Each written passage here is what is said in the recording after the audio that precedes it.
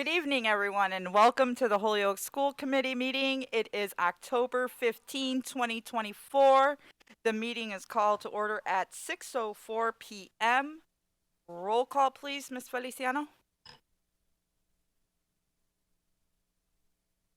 Here.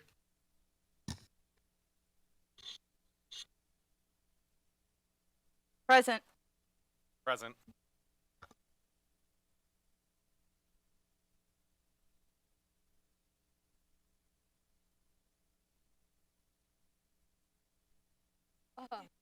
I said, okay. They changed my name.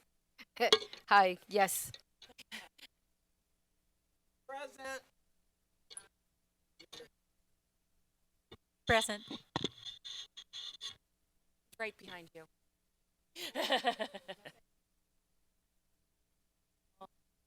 Right over here. Here. Right over here. Oh.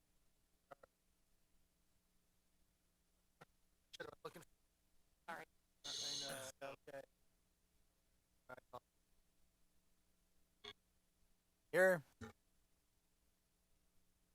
Here. Present. Can we please have the student rep that's going to come and do the Pledge of Allegiance to start it off? All rise for the Pledge of Allegiance.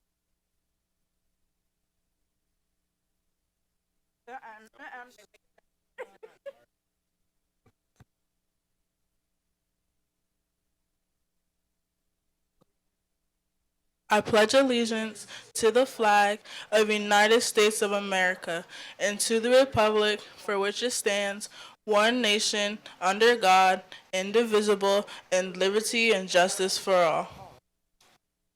Thank you so much.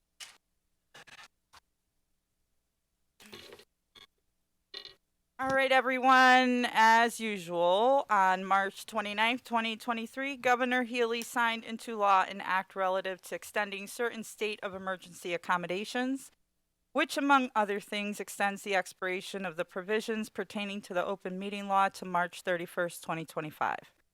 Specifically, this extension allows public bodies to continue holding meetings remotely without a quorum of the public body physically present at a meeting location, and to provide adequate alternative access to remote meetings.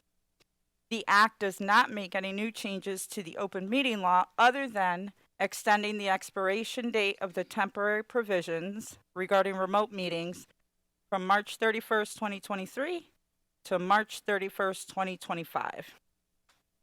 Pursuant to Mass General Laws, Chapter 30A, Section 20, I am hereby informing all attendees that a video and audio recording is being made of the meeting, and the meeting is being live streamed and run live on the city's community TV channel. By now, I should have memorized all this. Anyways, welcome everyone. Thank you for being here. We're going to go ahead and move on to our student showcase, which is the Holyoke High School Dean Campus Freshman Exploratory.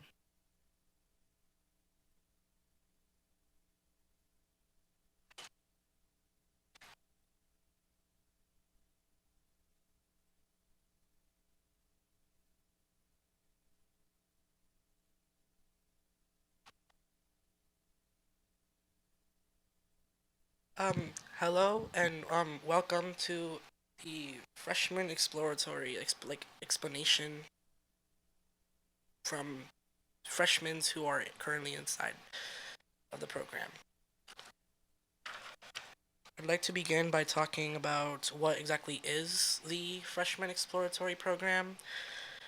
So the Freshman Exploratory Program, it just allows ninth graders to really figure out what they want to do inside of Dean Technical High School.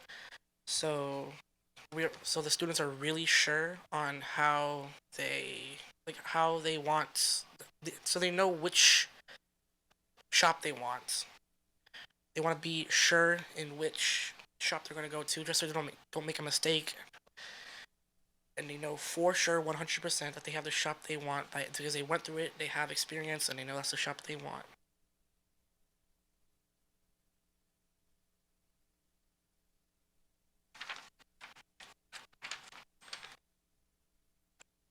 Round 2 of exploratory, students will choose their top 4 shops after the initial exploration.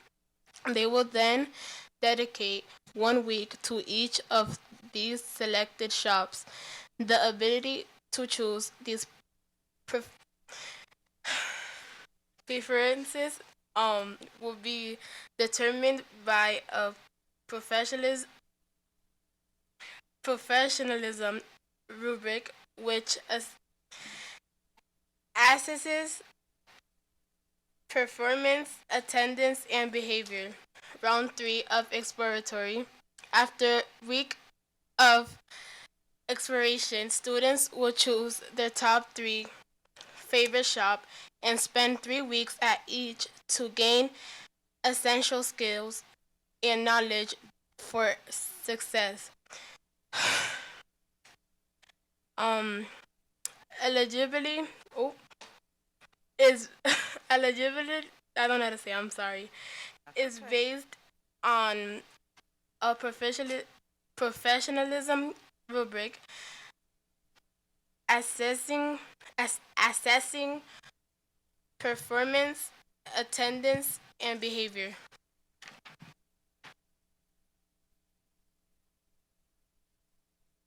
The importance about Dean Campus Exploratory. At sorry.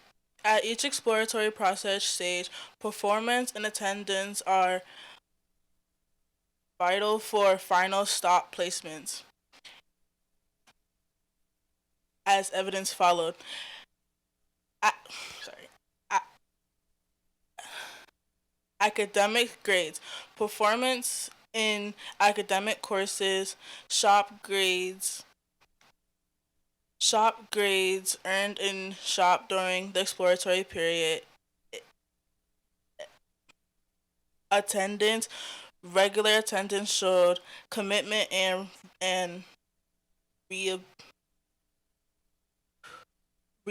reliability.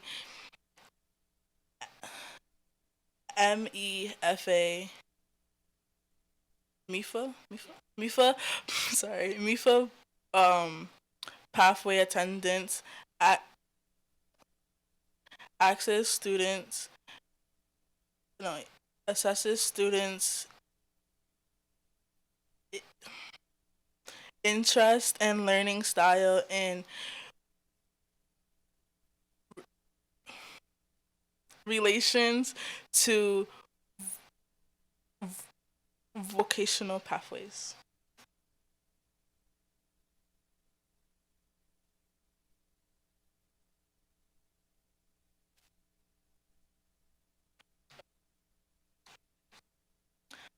My name is Zylasia Lewis.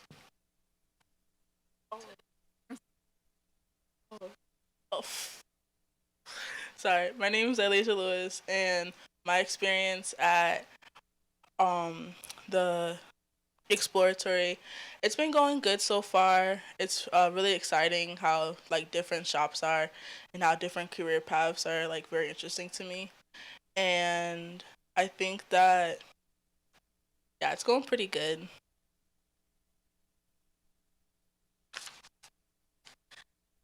I am Elias Vega. I personally am enjoying the freshman exploratory program. I'm pretty sure, even though I'm like halfway through it, I'm pretty sure I want culinary arts. I've been enjoying other shops though. I personally enjoy the fun activities that the teachers have set up for us to do so we could feel like actually do the activities that some people in the actual shop themselves would do.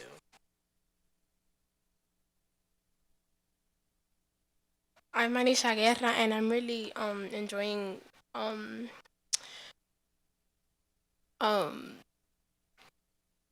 what was it? Freshman exploratory because I get to explore a lot of different things, and I know it's early to say, but I really want the shop health assisting. I think it's actually something that really caused me knowing that my dad chose that pathway. My cousins, yeah, then it's really something that I want to be, and when I get out of school, I wanna get to be a registered nurse, and I wanna have that career of being a nurse.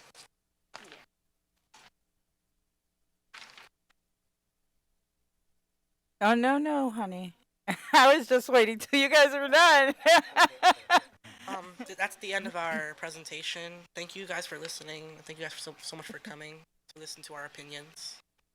I want to thank you guys for being here. I'm going to open it up to see if there's any questions from any of the committee members, okay? And relax. Just feel like you're talking to your friends. Miss Williams. Tinsley Lewis. Williams, sorry. Lewis, what would your what would you like to pursue? What did you say? Oh, I'm really interested in culinary. Like that's Oh, something that I really want to do because my mom's a chef, my uncles and stuff, and I would really like to do that. Very good. Thank you. I'm a good cook myself. Mr. Collymore. How much time do you get for exploring each shop? So, starting on the second week of school, which is we kind of like 1 week is academic, the other week is shop. So the second week or the first week of shop, we go to each shop for 1 day, choose our top 4. Then we go and once that's evaluated, we go to the next week of shops, which is goes by round 2 of exploratory, which we stay at our top 4 choices for 1 whole week.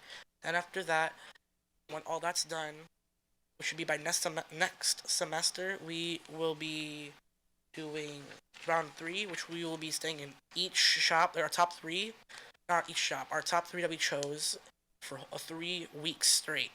Then after that, by the end of that, we should pick our number 1 shop, and then we should be in our shop for the rest of the 4 years of theme. Great. Anybody else have any questions or comments? Miss Wilson. So I'm a firm believer in vocational education, and I think you each did a remarkable job coming up here in 9th grade and speaking publicly. So I know you were nervous, but each of you did a nice job doing the public speaking. So I wanted to say that, and good luck with getting your preferred shops. Miss Tinsley Williams. Both my sons graduated from Dean. They ended up taking business management, and they did very good. My youngest son is 54. The oldest one is 56, so they did a good job. They took the exploratory courses also, but they ended up both taking the business management courses, and so far they're still using it. Thank you guys for coming. You were awesome. Dr. Rivera Colon. Thank you so much. Thank you guys for coming. And again, like Wilson said, it's not easy to come here and talk to people that you don't know, but know that we care a lot about your education and we're really proud of you, especially as freshmen coming here talking to us. And I'm a product of vocational high school. I wasn't born here. I was in Puerto Rico, but my vocation was practical nursing, and I ended up getting my practical nursing license. And then during that time, I decided that I could do other things besides that because I didn't know much besides nursing. And here I am. Now I'm a scientist, and that's why I'm called Dr. Yadira Rivera Colon. And that's to say that enjoy your shop, do the best that you can at your shop, and always look for other opportunities for yourselves. Thank you. Superintendent Soto. Yeah, I just want to echo what my colleagues have said. Thank you for coming up here and being brave. And I know it's a little nerve-wracking to speak in front of people, and you guys did an amazing job. I do have a question. Hopefully, one of you can answer. I'm curious. I appreciate how you explained the exploratory process, and it gave you multiple opportunities to to spend time in the shops that you guys are most interested in.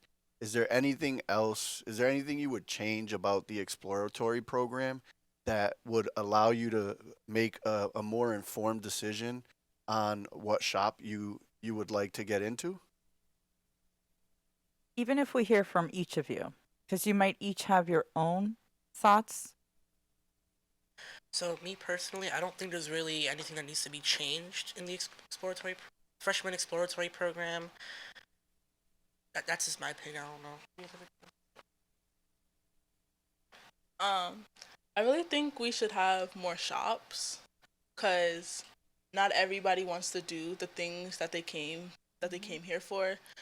And I think that the placement system should be a little bit different on how you get placed, because some kids get placed in shops that they don't want, and they're stuck in those shops for the next 4 years doing something that they didn't want to come for school for.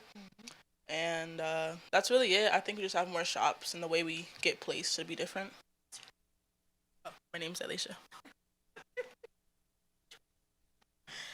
Like Zylacia said, I think there should be more shops, and like I said, instead of health assistant, there should be a medical assistant that is like more like professional.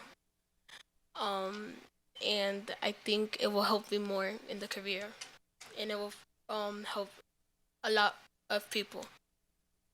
Thank you for answering that, and I'll just echo Dr. Yadilet Rivera Colon and remind you that I'm also a graduate of Dean Tech. I graduated in '99, and I was in a graphic art shop at the time, and I'm sitting here now as the superintendent of the school district.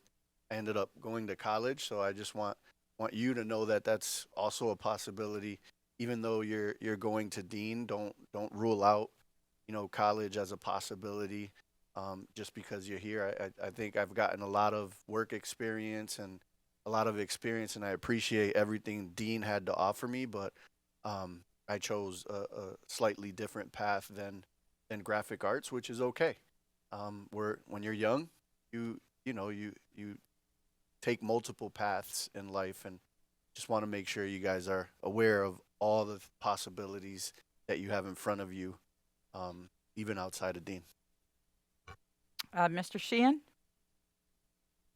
Yes, thank you for coming. I'm just curious. So you must be getting through with your first like 10 weeks or so. Is that when you visit all the shops, or was it in the schedule? Was it on our first like couple weeks of school? That's like every other week is when we went through one shop for that 1 week, and then we would sorry, my bad. We would go for one different shop every day. So we would have this shop one day and next shop another day, and then after that we would take like this little survey on like what shops we wanted, and then those were our top 4 shops, and that's what we're doing now. Okay. For the 1 week straight, we did one shop for 1 week. So were there any did you surprise yourself at all by the 4 that you picked that maybe weren't ones you were thinking about at all when you came to Dean? Like, was there something that you went through that you're like, wow, I really like that, and I wasn't expecting to like that shop? Or did you come to Dean knowing what you thought your top like 2 or 3 would be? For me, I came to Dean knowing which ones I wanted. I'll let them explain.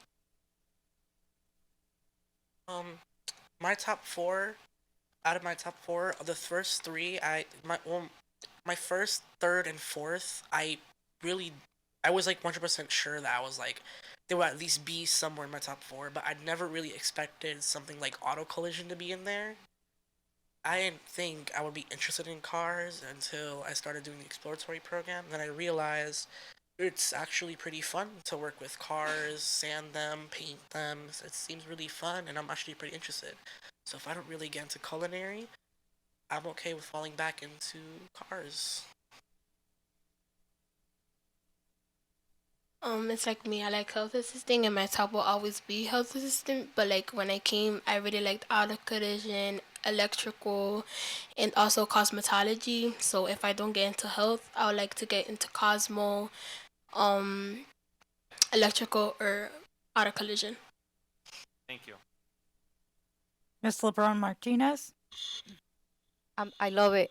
You used the word professionalism in your career exploration, very important, and you did it today. You actually, share and showed us your professionalism. But you did great. I know you was nervous, but it is your first session. You get better as you do it. Remember always that anytime you try something, the first time may be scary. It may be kind of feeling like you don't think you have it all, but you get better as you do it. I do agree about the fact that we need more type of shops.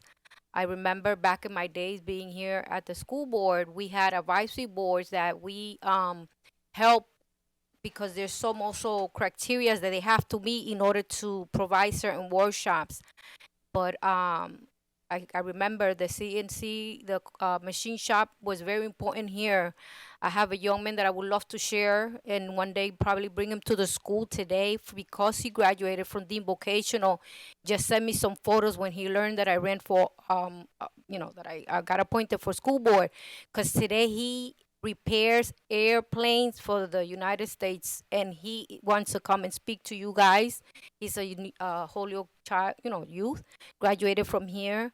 And there's a lot of opportunities for you guys, so you need to take it to the next level. Like I know people who've done cosmetology.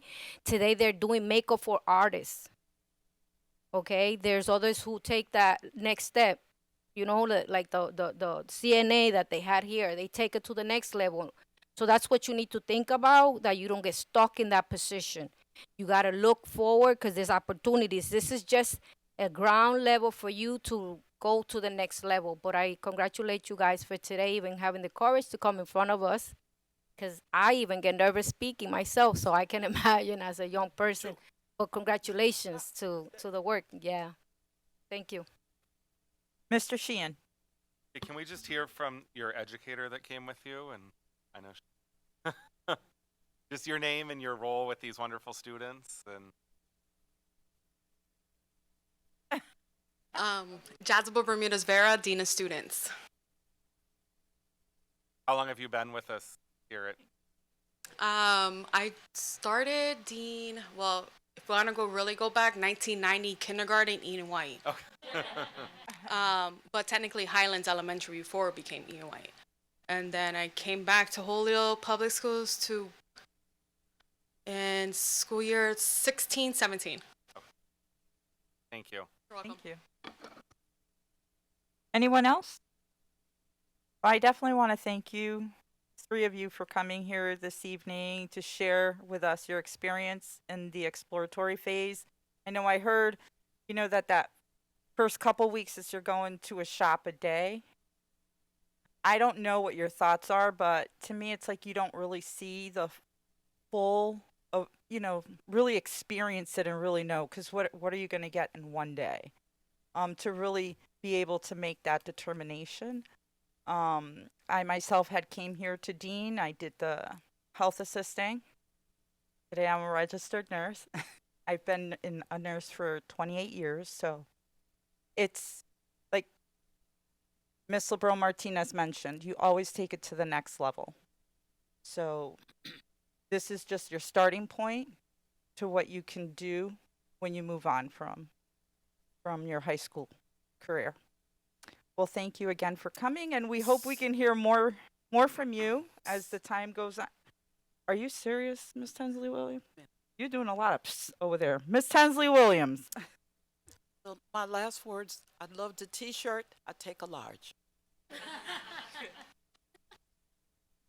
Thank you again, and hope to hear from you again soon.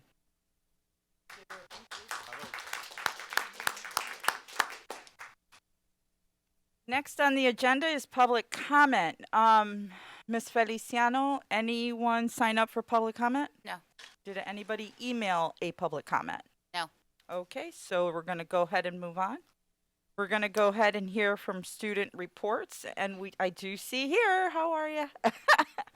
We have from Holyoke High School North, our student rep, Miss Samantha Rodriguez, Yes. correct?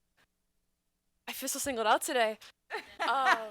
So starting off, last week I had a marvelous Monday for all students who had passing grades on their progress reports. Students got cotton candy to recognize their work. There will also be a fabulous Friday for all students on track when report cards come out in the next few weeks. During our Reach block this year, we are holding town halls so that academies can get a chance to celebrate students and to do activities connected to the theme of their academy. So engineering would be engineering, and performing and media arts would be like theater and a bunch of that. And then community global studies would be more with the community and more things to help their environment. There will also be an opportunity for students to attend college and career sessions during this Reach block. Many colleges have visited this past month, and more will continue to go on through up until December. I think it was scheduled. Speaking of December, we will be having a family summit in December. It is an opportunity for adults on our campus to hear student voice around our work of belonging. It would be great to have a few members of the school committee at this event. If anyone is interested in being part of this, please email Miss Lori McKenna. We have a big event on November 26th for each grade level to support students as they think about their plan for the futures. For 9th and 10th graders, there will be a reverse job shadow with the theme of You Can Be Anything You Want to Be. We have a lot of community partners and speakers coming to share their experience. This has become a yearly tradition on our campus and helps to support students as they think about what academy they want to be part of at HSS, as well as think about their future in general. I remember this being my freshman sophomore year, where I was helping out with this architecture for, I think it was MIT, but I could also be very wrong.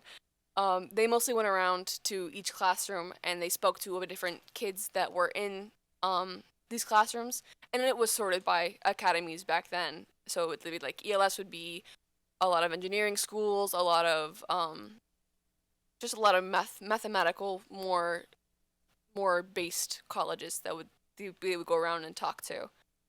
And then 11th and 12th graders will participate in MCAC, Massachusetts College Acceptance Celebration, and Credit for Life. This is a great way to get our juniors and seniors excited about college, as well as participate in an event that has them think about the financial responsibility of an adult in the real world. I am excited to start participating in this myself because I am very excited to get into college and pursue my own career. And also in the afternoon, the whole school will come together for our annual pep rally during this on November 26th. Yes, that'd be it. Thank you, Samantha. Miss Wilson. Was it the student summit you mentioned? Was that the one where we should contact Mrs. McKenna if we had an interest in it? Yes. Okay, thank you. I just wanted to make sure I had the right title. Thank you. Oh, I thought you said Family Summit. Yes. So it's not Student Summit. Family Summit. Okay. Just want to make sure. And that's in December. Yes. Okay. Any other questions? Ms. LeBron Martinez? I am glad that the Credit for Life it continues. I volunteer once. I sat through two of them sessions. One was held at Holyoke High, and another one was held at Holyoke Community College. And it's really fun because you really get to learn the credit score. You learn to understand that when you get in college, they trick you by sending you all these credit cards that by the time you graduate, you could end up in a big debt. But it was very interesting because the youth got the message that, the students that purchasing a car, having a good score would help you. Getting into even a job nowadays, depending on what you want to do, requires the credit and that your finances look good so that they can trust you in a bank and somewhere else like that. So thank you for sharing all the information and the great things you guys are doing there. Thank you. Anyone else? Well, inquire minds want to know. Samantha, what do you want to do? I'd like to do architecture at MIT, and if I cannot get into there, I'd like to do it at WPI. Excellent. I wish you much success. I know you can do it. Thank you so much. Unfortunately, we don't have our Holyoke High School Dean Campus Representative, Mr. Kennedy. He's not on Zoom, is he? Maybe on the opposite side, and we got to transfer him over? You don't see him? Okay. Alrighty. Huh? Okay. All right, so we're going to go ahead and move to the Vice Chair report. I know initially today we were supposed to have our training for the superintendent evaluation and hiring process. Unfortunately, I moved the date, especially with the amount of work that we're going to be discussing today. I want to make sure that when we do the training, it's very minimal of what we're going to discuss, so that way we can have a really good, fruitful training. So that training, and as well, we were also doing the appointments of the 2 ward seats, Ward 1 and Ward 4, which again, congratulations, welcome aboard. Miss Gladys LeBron Martinez, as well as Mr. Isasa, thank you. Not only for applying, but also for being here and doing the work along with us for our students. So that date will be November 12th at 6:30 p.m. So we do start our regular meeting at 6 p.m. I just want to make sure everybody's aware. That way the students can come in, and if you guys would like to participate and see the training and be a part of it, that'll be great. It starts at 6 p.m. We hear if there's student showcase or any public comment or anything, and then we're going to move right into our training. Any questions? Not 6:30, it's 6 o'clock. It's 6 o'clock is our regular meeting. 6:30 is the training. That's what I told the executive director for MASC. I let him know that we'll start with him at 6:30. So this way, any business we have to do, we do it first. Okay. Moving on to appointments to subcommittees. Do I have a motion that the school committee vote to approve the following appointments? Gladys LeBron Martinez to the Policy and Governance Subcommittee and Finance and Operations Subcommittee, and Orlando Isasa to the Leadership, Accountability, and Measurement Subcommittee. So moved. Second. I have a motion set by Mr. Sheehan, seconded by Mr. Wellahan. Any discussion? Are we going to do roll call votes? Mr. Wellahan. Okay. Thank you. Can we get like a updated list of all the Absolutely. assignments? Okay, thank you. As a matter of fact, let me write that down. Keep talking. So I don't put this on pause too long. So updated list of committee assignments. I will get that up to I everybody. appreciate it. Thank you. Absolutely. Please hold as we listen to the song. Committee of committees. Okay. Got it. So seconded. Any further discussion? All those in favor say aye. Aye. Any opposed? Any abstain? Motion passes unanimously. I'll make a motion that we remove Dr. Yadela Rivera Colon from the Policy and Governance and Eleanor Wilson from Finance and Operations. So I have a motion. Do I have a second? Seconded. I have a seconded by Mr. Collmore. Discussion? Here's the discussion. The reason why I put this on here is because number one, we got 2 new members, right? To the board. I have spread thin Dr. Yadela Rivera Colon. She's got the hardest subcommittees right now, as well as Miss Wilson when it comes to the policies and the full review of all policies, so that we can state a task with the school committee capacity plan and to ensure that our transition becomes smooth and we're being effective when we're doing things on time. I have talked to the both of them and asked them if they wouldn't mind that I remove them, and in turn, I am putting in our new members. They were okay with that because now they can really focus on the subcommittees that they are chairing and making sure that they can, attend to their meetings and stuff. So with that, any other discussion, questions? Nope. Okay. So I got the motion. I got it seconded. All those in favor, aye. Aye. Any opposed? Any abstain? Motion passes. Both unanimously. Great. We're going to go ahead and move into the superintendent's report. Goal development. Propose 1 professional practice goal, 1 student learning goal, and 2 to 4 district improvement goals. For members, our new members that are here, everyone here received the plan. Samantha, you got one? Okay. So this is the plan for building school committee capacity for local control of Holyoke Public Schools. This is what the local control committee worked with DESE to create to build the capacity that's needed of the Holyoke School Committee to be able to take back local control. So when that point comes, they want to be sure that we are ready, we know what we have to do. And that's where this plan comes into place. In this plan, you will notice that there are specific dates and timelines. Yes, this plan could change. Yes, we may have to readjust. And that's what the local control subcommittee does. They continue to meet every other month with DESE to give them a breakdown of where we're at, what we've done, what we've accomplished, where we're kind of stuck on, and what we're going to do to get out of it. Because again, this is the work of the school committee, nobody else. So, with that being said, in there, under the, which section, Mildred? It is section superintendent evaluation, I believe. It's under that section. Is it?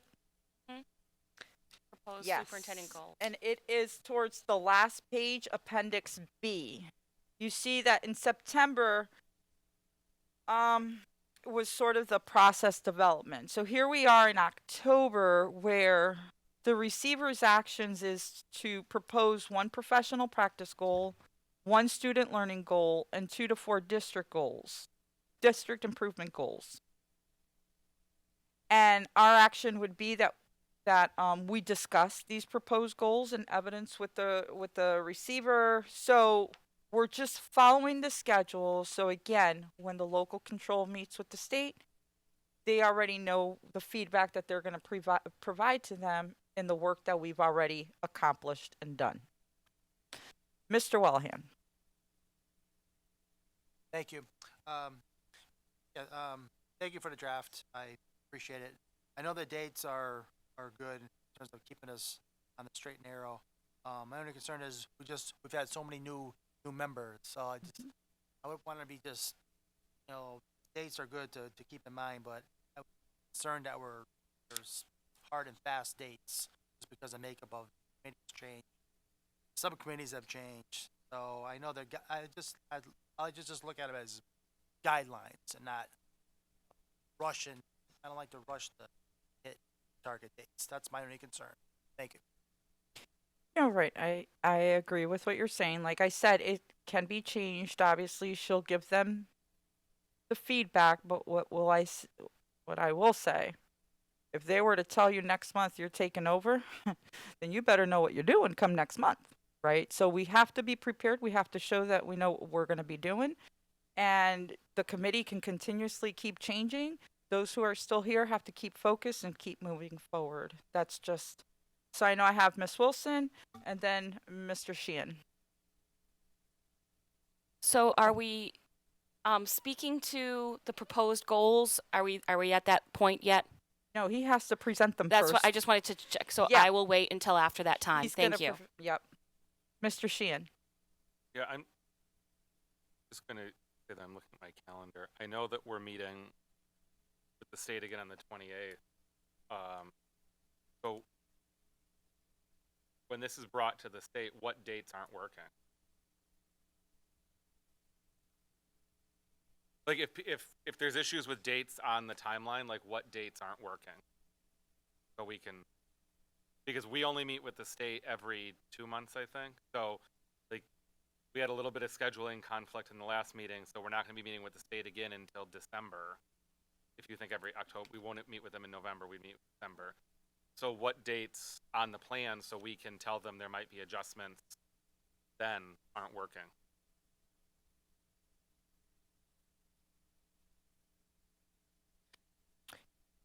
Miss Wilson? So so under the preliminary action, under the evaluation in Appendix B, it would be we would have to move our evaluation training to November because it said that would be done in October. So that's the feedback that they are going to provide to them. Definitely on October 28th is that obviously the school committee has not been able to do that training.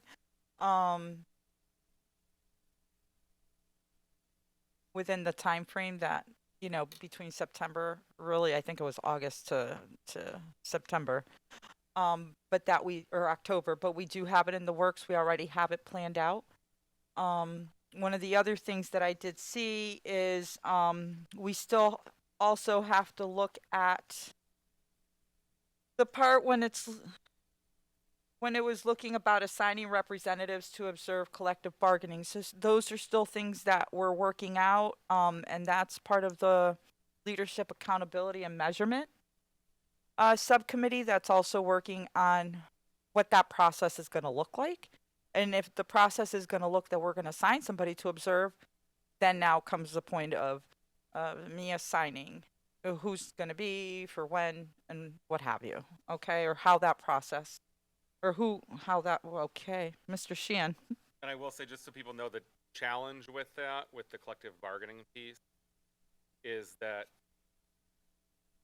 currently, out of all of our units, there's only one unit that's currently in a bargaining state.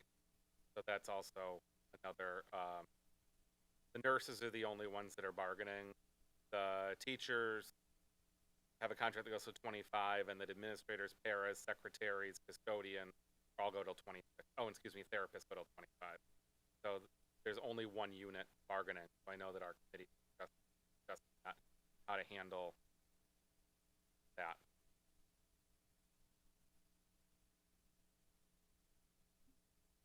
All right, so I'm going to go ahead and pass it over to our receiver superintendent, Mr. Soto, so he can go ahead and present his goals. Yeah, thank you for that introduction. And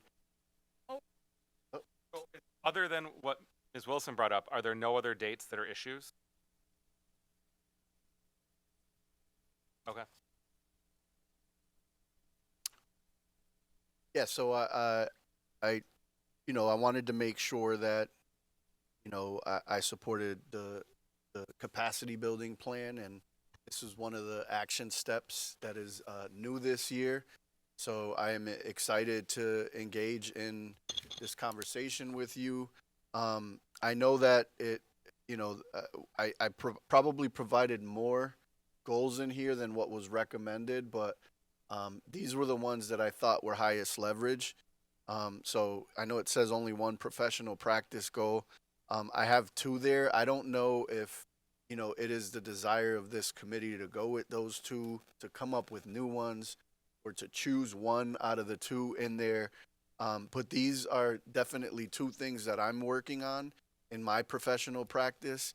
And, based on feedback that I had gotten in my evaluation last year and in the 360 feedback, which everybody on this committee that was here last year on this committee had an opportunity to provide feedback to me in terms of my leadership.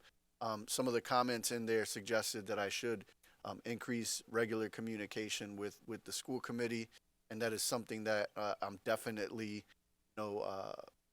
trying to put into practice this year.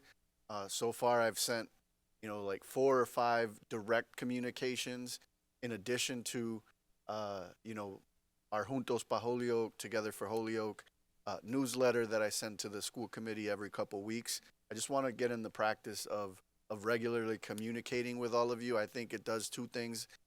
It addresses some of the feedback that I got last year on my leadership style, and I think at a period where we're talking about building the capacity of the school committee, I think more regular communication with each of you on what's going on. I'd love, even if this isn't a professional practice goal that you guys value and that you want to move forward with, I definitely would love some feedback on the communications that you are getting, to make sure they're meaningful to you. If there's anything missing that you think should be a part of my regular communications to you, I'd love to just make sure I'm growing as a professional and being responsive to your needs as a body and as an individual school committee member. So, just a quick question. Should we take it by section and get feedback and see if we're good, so that versus you saying it all and then we're going backwards? if somebody has? So like right now we hit on the professional practice. Is there anybody that has any feedback, question based on the goals that he's proposing for himself? Can I just say the second Oh. one in professional practice and then No, you then go can't. into You feedback? can't. Go ahead. I'm only playing. Go ahead. No, I'm No, go ahead. you're Thought it running was the all show here. clumped in. And then the second goal is obviously, you know, this is a year that is different than any other year. We have a pretty strict not strict, but we have a pretty good capacity building plan, and I want to make sure as part of my professional practice that I do everything I can to help support the school committee in really hitting a home run and making sure that this capacity building plan moves forward, that I hit all of my actions on my end, and that I support this body in any way I can to make sure that they're getting what they need and we successfully roll out this capacity building plan. So those are my two recommended professional practice goals. Open to feedback. Sorry. Any thoughts? Mr. Walhan. Thank you. Yeah. I just want to comment just on your comments about the open communication between the committee. I know you have office hours regular, that you set aside for us.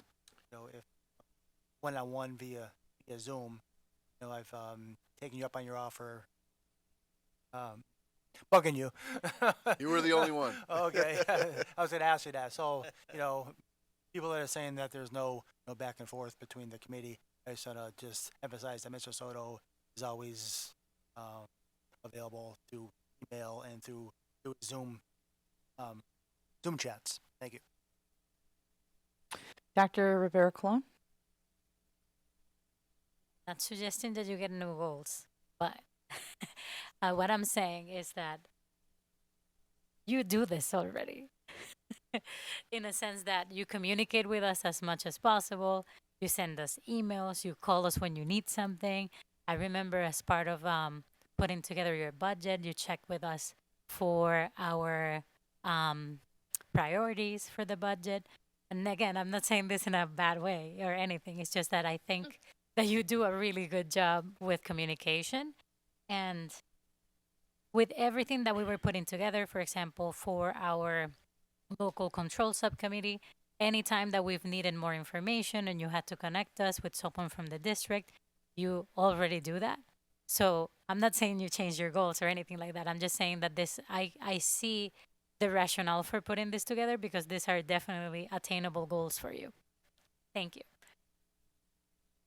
Ms. Tensley Williams. And from what I see, if you meant what you said, and I believe you do, you're doing a good job, and we are very proud of you. You have always been there for us, and we love you, and just keep up the good work. And the only room in this world is room for improvement. So we know that for all of us. So just keep hanging in there and don't give up, and we got your back. Thank you, Mr. Sheehan. Yeah, so I guess when I'm thinking about the basis of a professional practice goal, I think what you listed is a good goal for working with the committee, but I'm not sure how I'm tying that to necessarily developing you professionally as a superintendent. I would like to see more of a goal that goes towards your own development, rather than, I think it's good to have communication in here, but I'm looking for something that's more tied to how you want to develop as an educator rather than a box that's going to be checked because we're going to be told that you sent out enough emails. So I'm looking for something that really shows a plan for your own self-development.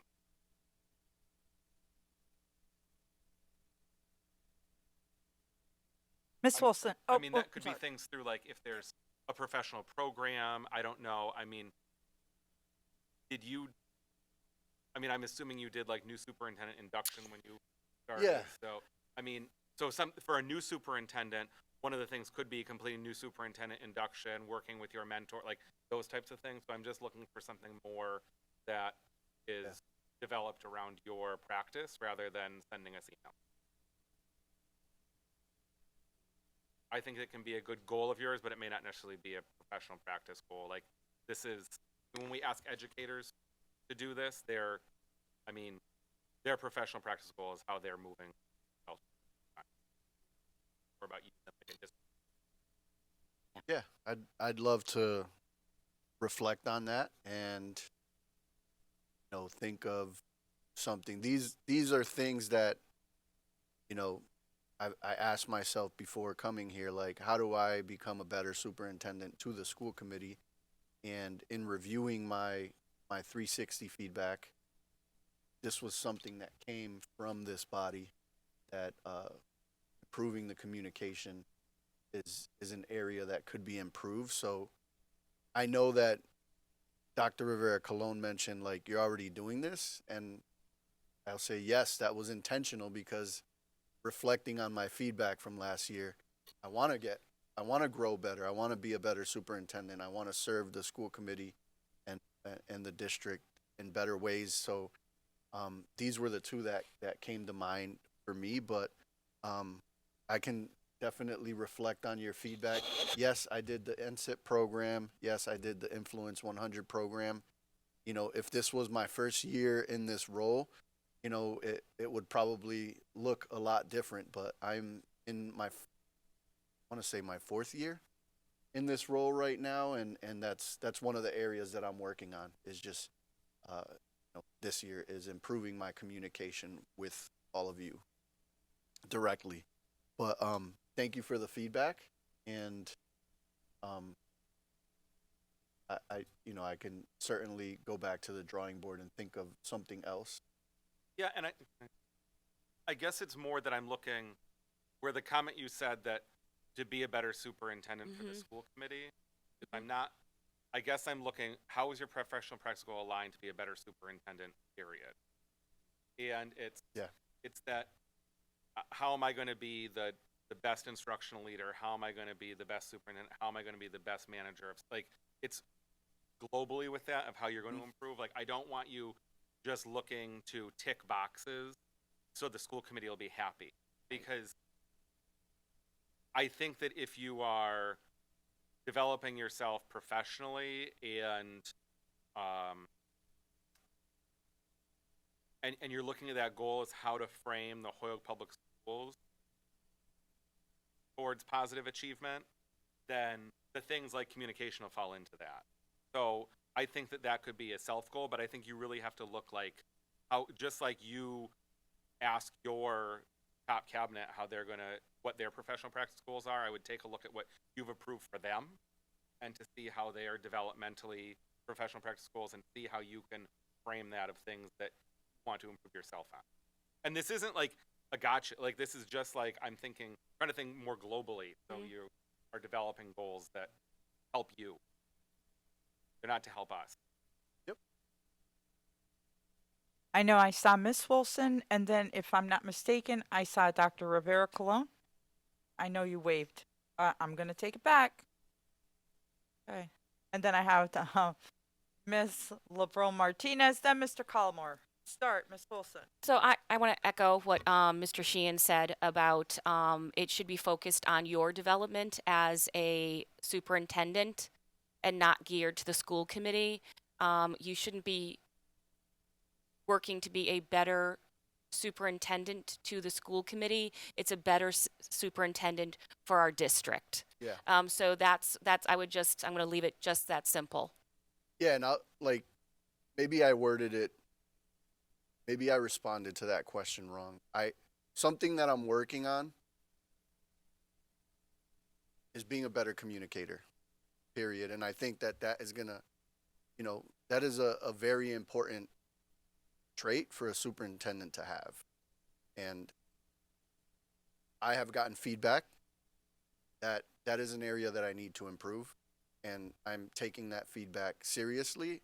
And I think that if I am a better communicator, it will lead to me being a better superintendent. So I didn't mean I know I named the school committee here.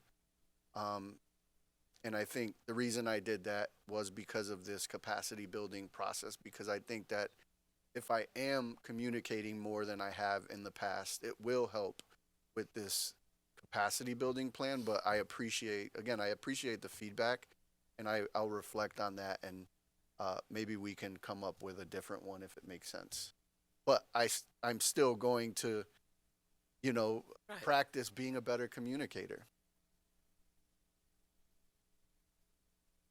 I think they they've covered a lot of what I was gonna say, but very eloquent said by um Sihan here in regards to your development, that I think the concentration at this point, seeing where we're heading, that this opportunity may be open to others if that's what the state decides, that we have to open it for others to apply. You want to see what is there that you still have to develop to compete among, even though you had that opportunity to be in this role. I think you're doing a great job. My how to say ignorant part that I'm going to ask is the question that in any corporation or any company or any nonprofit, sometimes you have the higher up and the people who are doing the job don't have the opportunity to talk to the higher up for their communication part. I'm talking teachers, I see we have student members and whatnot, but what is the plan, to get to the bottom of some of the individuals who are dealing with our root causes in our community? It's one of the traits that I would love to see you kind of think about as you're thinking about developing as well. Thank you. Mr. Collmore, you were next. Yes, Mr. Soto, along these lines pertaining to your job as superintendent, we have to go further. Not just thinking about the school committee. We have to start thinking about bringing back information from MASC, bringing back information from the national level, so that we as a school committee here get better information for our students that come up that maybe we misinterpreted or something like this, but just don't think of our local board. Think of the whole state working together to improve our city. Thank you, Mr. Collmore. Ms. Tensley Williams. I'm not trying to put words in your mouth, Mr. Soto. If you improve yourself, like you said you are going to do it, we will all benefit. Because when we help people, and I know you probably just didn't mean the school committee, when you do top shelf work, everyone involved is going to receive benefits from what you're doing. So keep it up. Thank you. Mr. Sheehan. So I think with that then, that your comments about communication and become a better communicator, I think that professional practice school can be centered around communication, but maybe not solely around communication. I think that that's how you get to the root of that. That's where my mind was going. So it's more about communication and what you need for that, and then what the committee can help provide for you for that going forward as well. Maybe with it, and there might be something as you are mapping out your goals as well and your pathway forward. Also, I know that you went through mentoring in the past, but also as the potentially the district is transitioning, it may be like a round 2 of mentoring of what superintendency looks like rather than receivership. I mean, it's a much different life, and that, I mean, the prior receivers we've had, at least 2 out of 3, held superintendencies for a period of time with it. That so where superintendents that became receivers, they also know some of the interactions that were there. So that might be something just to work into that for you as well, to that aid you in that type of transition. Yeah, thank you, Devin. And yeah, as I'm getting this feedback, that's exactly what I was thinking about in terms of reflecting on my evaluation from last year. That was one of my big takeaways was around communication, and it wasn't just with school committee members, it was with principals, it was with other stakeholders. So there are different things that I'm doing this year that I wasn't doing last year, including more regular communication with the school committee, having more regular check-ins with every individual principal, and other cabinet members that I hadn't been checking in with directly, that don't directly report to me. So, this goal was driven around what did I get feedback on in terms of what I was hearing from in my 360 feedback, and as I'm getting this feedback here, I think I can walk away with how can I refine this a little better so it's more meaningful. My professional development. Miss LeBron Martinez. I just want to say I appreciate what you're sharing with us. At the same time, within your plan, thinking of your time management as you're trying to do all the other things, and self-care, because retention of our superintendent or during this time is very important. During the times that I was at the school board from 204 to 10, I saw 4 superintendent in this kind of timing. That doesn't help when you're trying to meet the gaps and the achievements that that we're under right now to complete. You know, uh, if I say 3 or 4, I think it was 3 or 4, but I remember being at least 3 to 4. Um, and it's important that you figure that timing for you so that you really take care of yourself during the process, because it's important.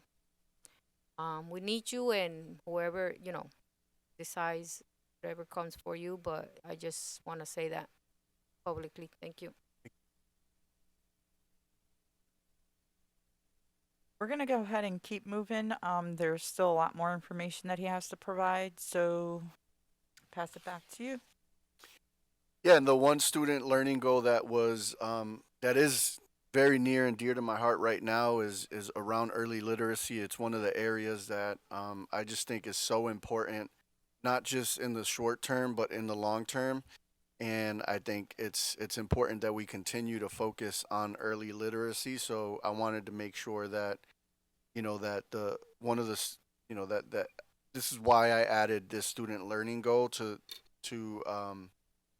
as a recommendation, because I just feel like it's such important work that we're doing.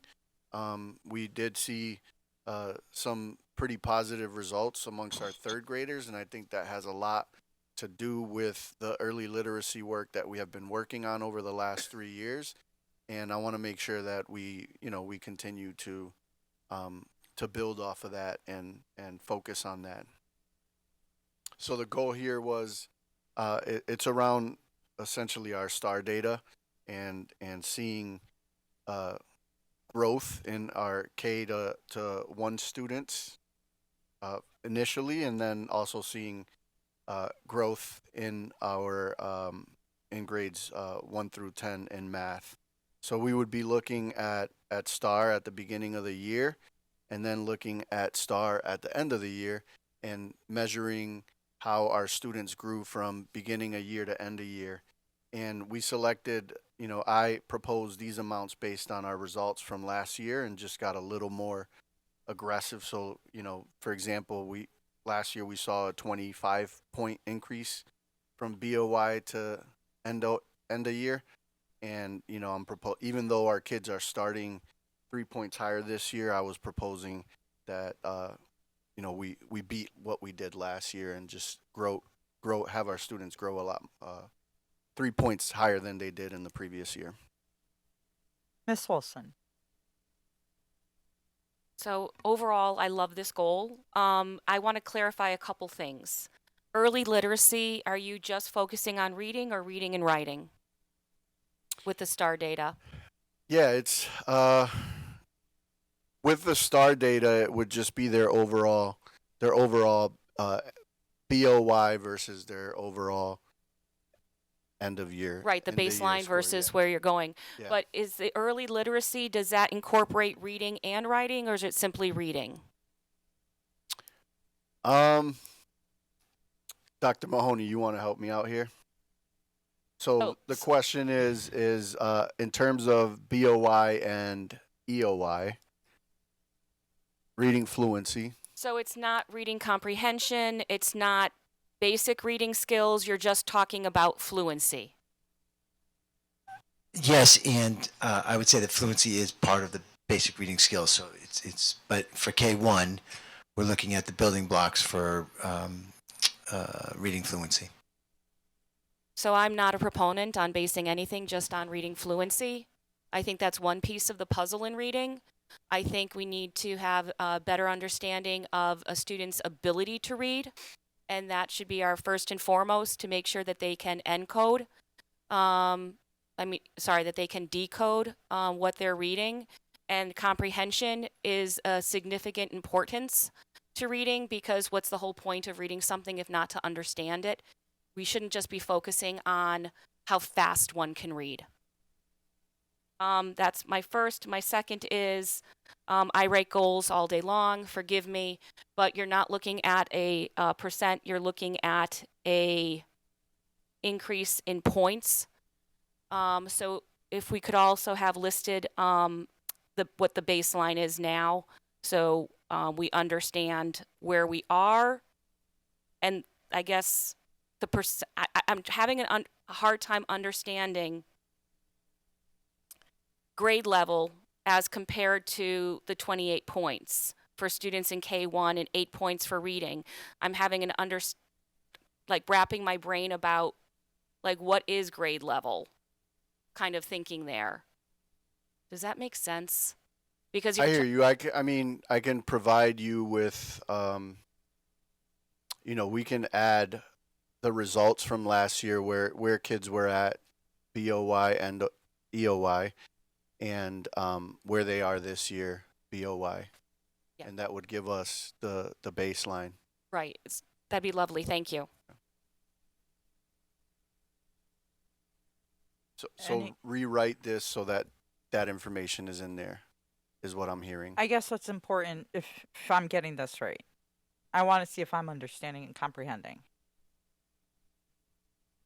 What we want is to see where we're at now, because if you're saying that this is going to be the point increase that you're expecting for each of these categories in the grade, per grade, we've got to know where we were at the beginning in order to know whether or not, according to what you were going to do, we actually met that goal. Right. So if you're currently right now at 3%, or however, whether it's a percentage or if it's in points, so 3 points, you better have 31 points by the end of year, or EOY. Right. So my point is, what's the if you're looking at percentages, what is the percentage of students, I would say at the beginning of the year, who are performing at grade level, so that at the end of the year we can see the increase in the percentage of students who are at grade level. That's a portion. And the other was, I'm not a proponent of reading fluency being the end-all be-all. Right. So I guess that whole entire thing, so if Mr. Mahoney, it's just not fluency, it's also going to be the comprehension piece and the decoding, the comprehension, and their ability to read it at a certain pace, if that's what you're looking at, or correctness. And also, if you're calling it early literacy, there actually should be a component about writing, because literacy is reading and writing. So I don't know if you got to adjust your scores, or your points. Yeah, But I think what we're trying to do here is also make sure we have the evidence to support whatever the goal is, and STAR results is an important factor for, we look at that every year, and I could report back to the school committee on how we did relative to our STAR results. from the beginning of the year to the end of the year. I would. Go if I- ahead, if Mr. I- Mahoney. I would just, we have other assessments for gauging where our students are with early literacy. And I think, Anthony, if we wanted, we could have Rebecca and her team kind of prepare something for you to share with the school committee. Right. So actually, under your evidence piece, it just doesn't have to be one piece of evidence. So if it's multiple factors that you're getting it from, or different areas that you're going to be collecting this data from, to be able to meet that point increase, because I think it should be just overall, then by all means, put all the evidence sections that where you're going to get it from into there. Any further questions, Mr. Sheehan? Yes. So, thinking about the STAR data, so there's the numbers, but doesn't STAR, I mean, I know that you're pulling here to look just for performance on grade level, but have you considered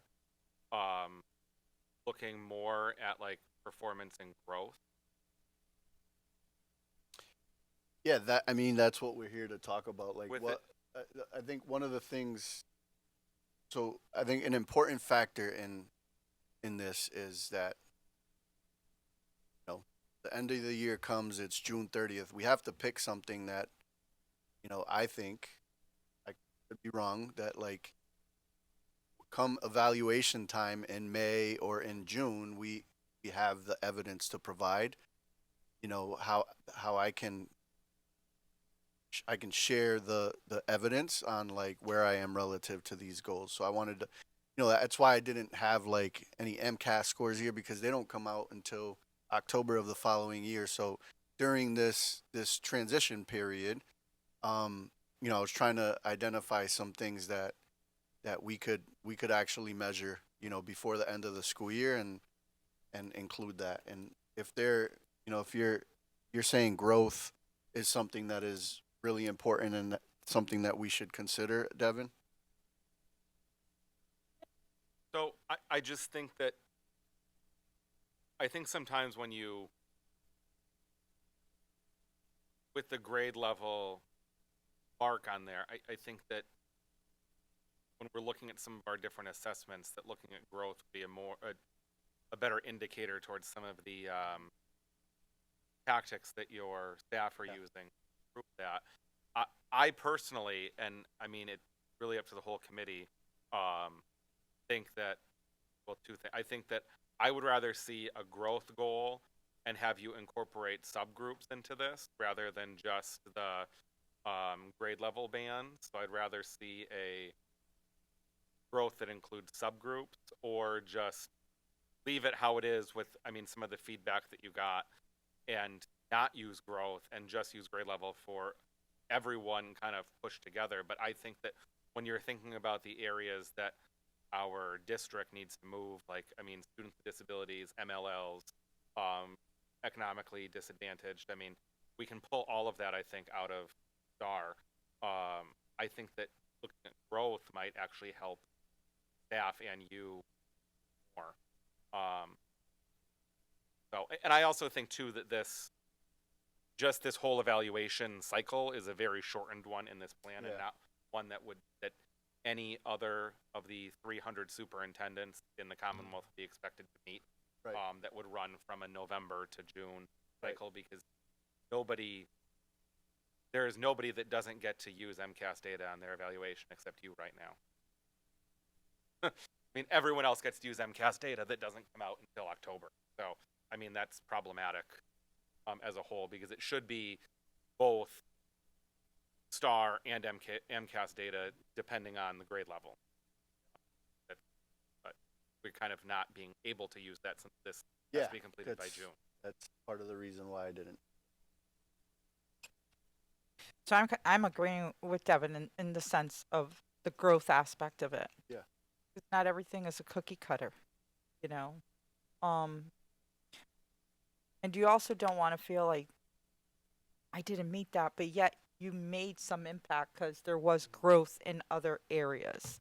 And again, that's like the same thing with the MCAS.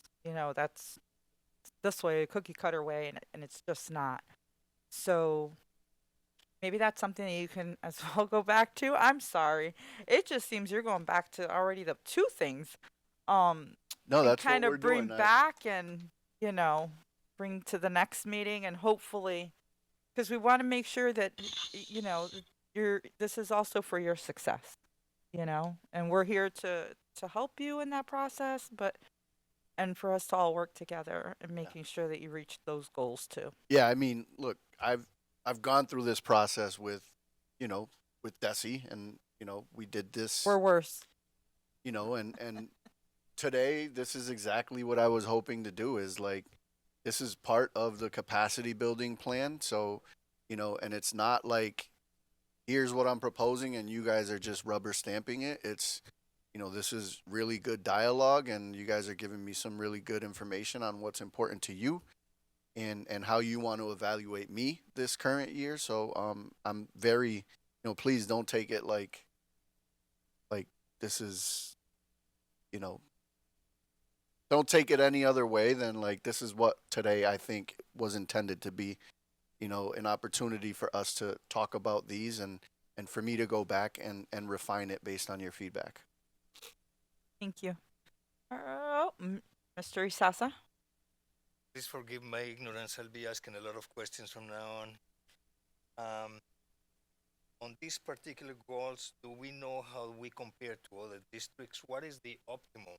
It doesn't really tell me. You tell me 28 points, but compared to, what do you want to get? 100 points? What is? Yeah, that's the data that I'm gonna include in the goal based on Miss Wilson's. I'll share like where we're starting at BOY and what a Desirable yeah achievement. yeah.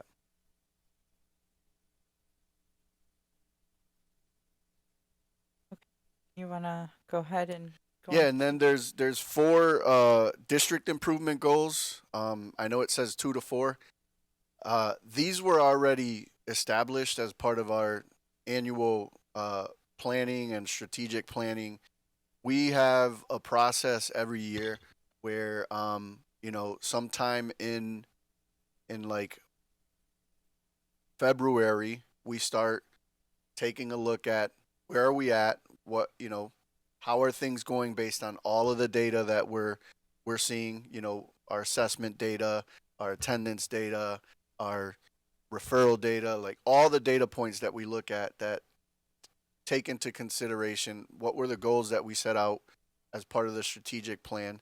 And in February we start thinking about next year, like what's going to be our benchmarks for next year based on all of this data that we're hearing. We meet in February, we meet again in May, and then we finalize all of our benchmarks in hopefully in June, so that leaders, as they're building their school improvement plans, they can see what our, you know, what our goals are. So I picked, you know, 4 out of a bunch that were already part of our benchmarks and our strategic plan, and I did so, you know, because I thought these were really high leverage, really like if we wanted to say priority, you know, if last year, for example, we had 17, but we identified like 4 high priority ones that that were driving a lot of the work that we're doing, and these are the 4 that I, you know, that I believe were really high priority and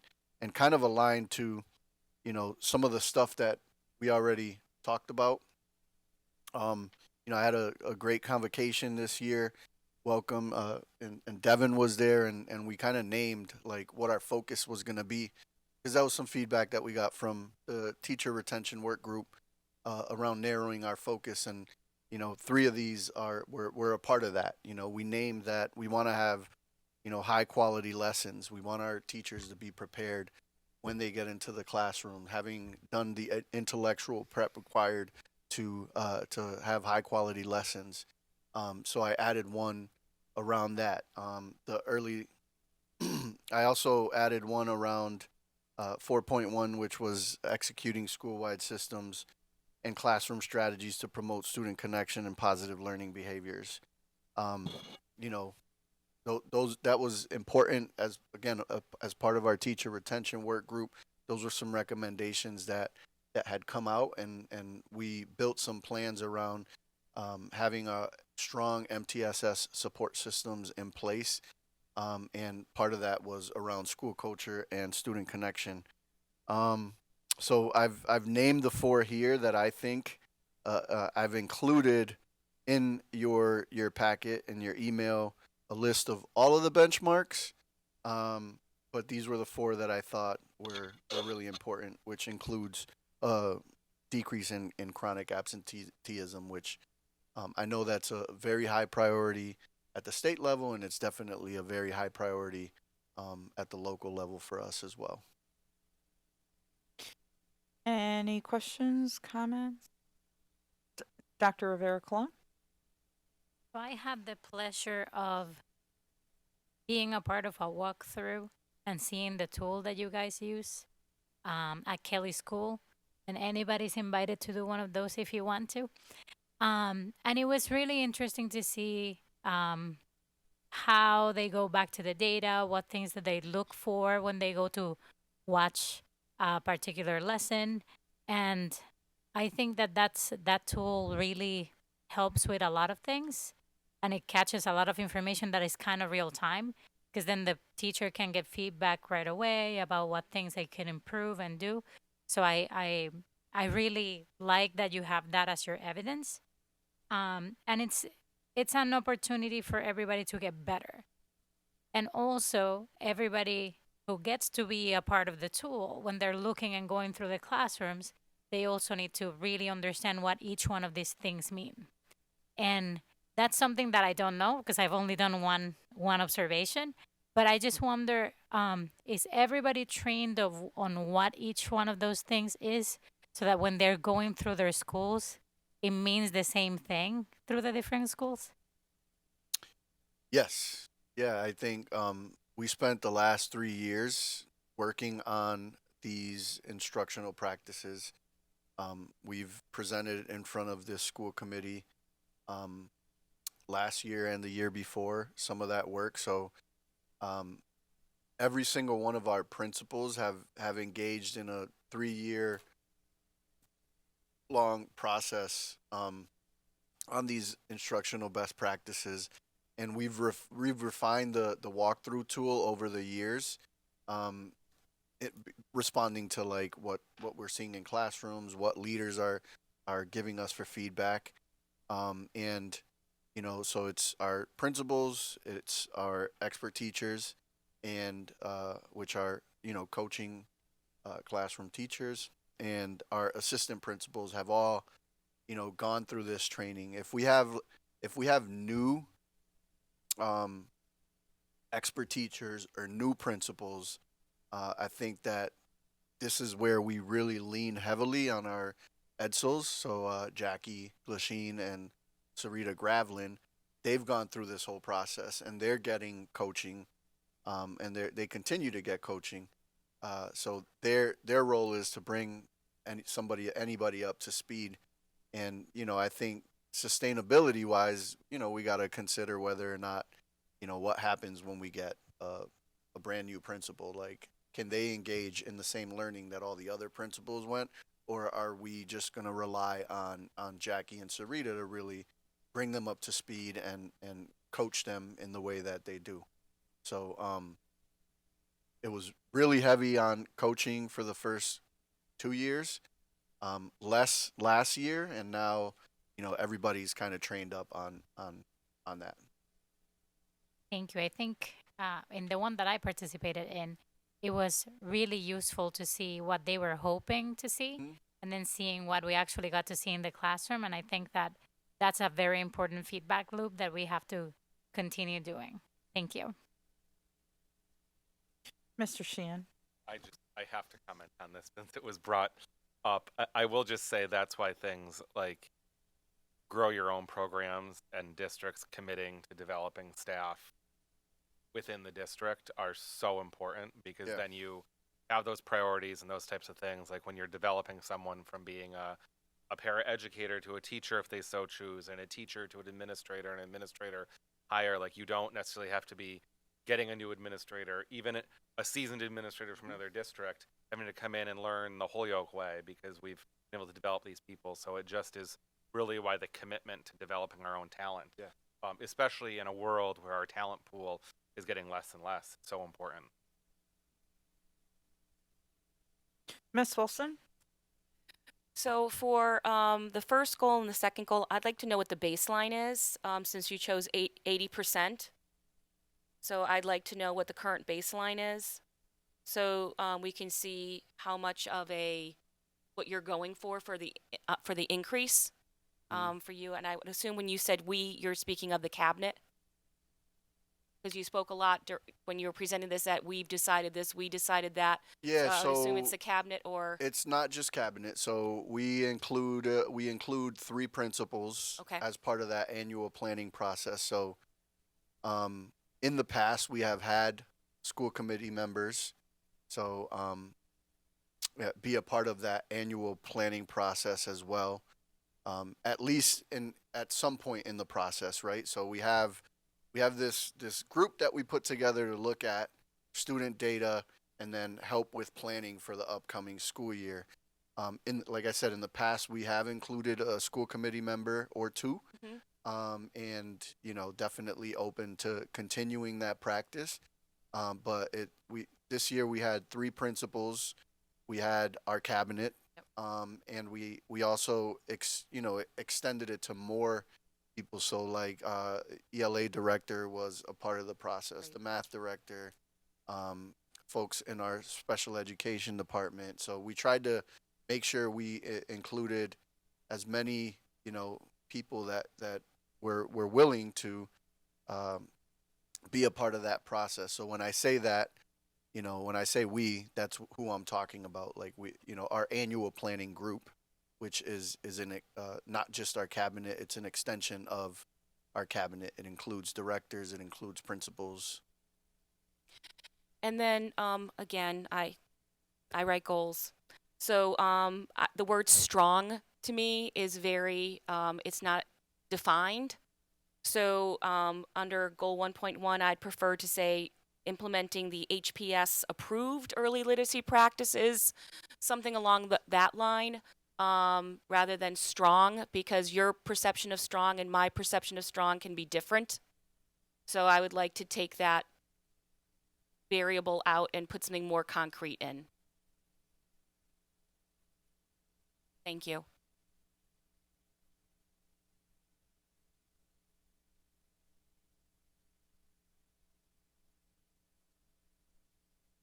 Okay, Mr. Sheehan, then Dr. Rivera-Colon. So just when measuring that on that one, is the early literacy walkthrough tool, is that something that you rank with the word strong on it? Because like this goal is tied to your plan benchmarks, which indicate strong and using the early literacy walkthrough tool. So is strong terminology that's used on that walkthrough tool? Strong is what basically we already have. We already have these benchmarks as a part of our strategic plan for this upcoming school year. So these have all been. No, I know that, but if you're using the early literacy walkthrough tool, to measure your strong early literacy practices. So is the tool that you're using use the terminology strong on it, and is that why we're using the word strong? Like, is that yes? So the walkthrough tool has, and I think you've seen it. It has a lot of things, and what we're doing is identifying things in that walkthrough tool that get at strong early literacy practices. So I think if it helps provide clarity, I can share our HPS walkthrough tool, like what our look fors are when we go into classrooms, and then tie the ones. And I know you're just talking about no, early. I'm getting really into the weeds with it. Okay. Like, I think to understand what Ms. Wilson was asking was that, is something leading you to use the word strong? Like if there's these benchmarks on the tool, like is someone strong if they have 0.9 things? Are they moderately strong if they have 8 things? Are they weak if they have that's what I meant. Like, is strong already terminology that you're using, and that's why we're carrying it over. That's my point. It is terminology that we're using, but you know, we created the walkthrough tool for early literacy based on the science of reading strategies that all of our K through 1 teachers have already engaged in. So we partnered with Hill for Literacy, and you know, we engaged in 2-year learning with our teachers on the science of reading, and then they've gotten coaching in addition to that over the last couple of years. So you know, as part of that, we have a walkthrough tool now to see is the learning that all of our K1 teachers have gotten, is that being put into practice, and we've developed a tool to monitor that. So we're hoping to see, you know, when we walk in the classrooms, we're hoping to see that many of the practices that we consider strong for early literacy are evident in when we walk through.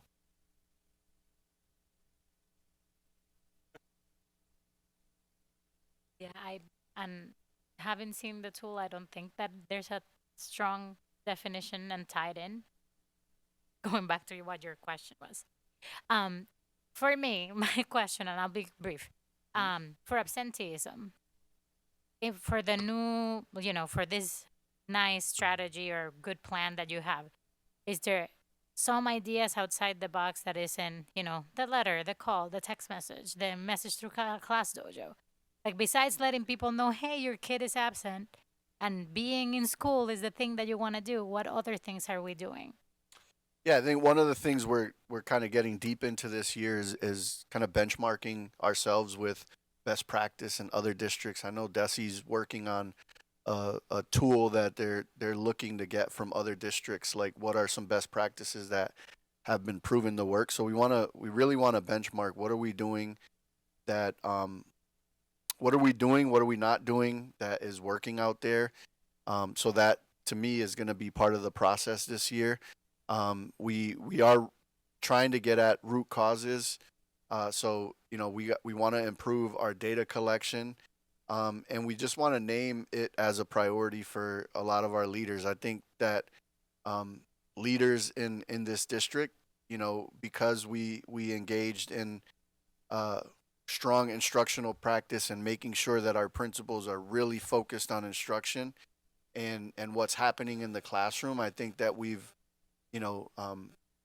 even they have, not prioritized. I don't want to say they haven't prioritized it, but we haven't put this chronic absenteeism as like a high priority that we want them to focus on in addition to, being strong instructional leaders.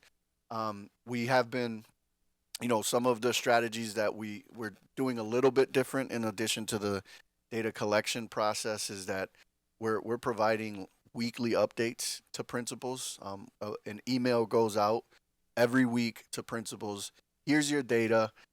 We shout out some schools that have strong data, and we lift, I'm having Mr. Mogel check in with each principal quarterly and making sure attendance is a part of that conversation and what strategies are they in addition to what the district is doing.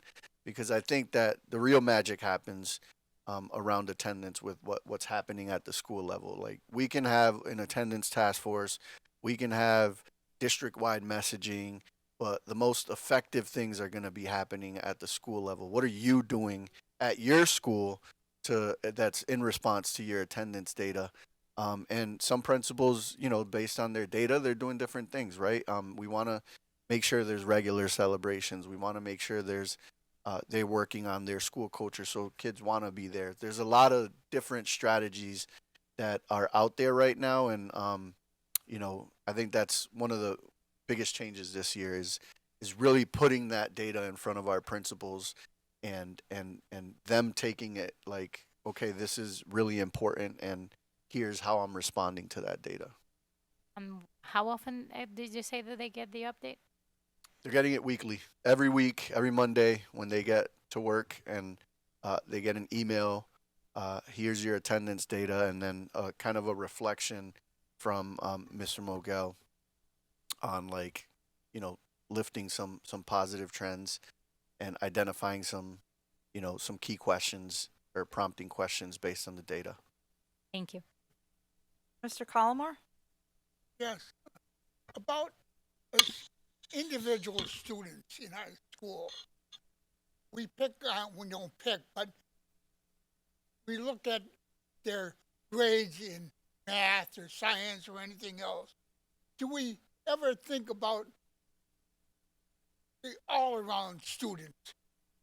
Where is the all-around student coming? At the end of the school year, halfway through the school year, has he or she improved?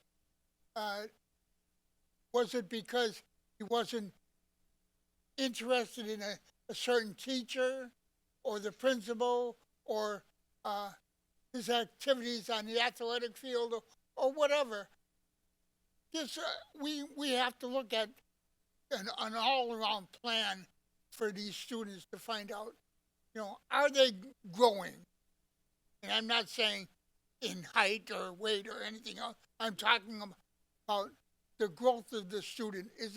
Is he or she growing to be a successful person in our school system?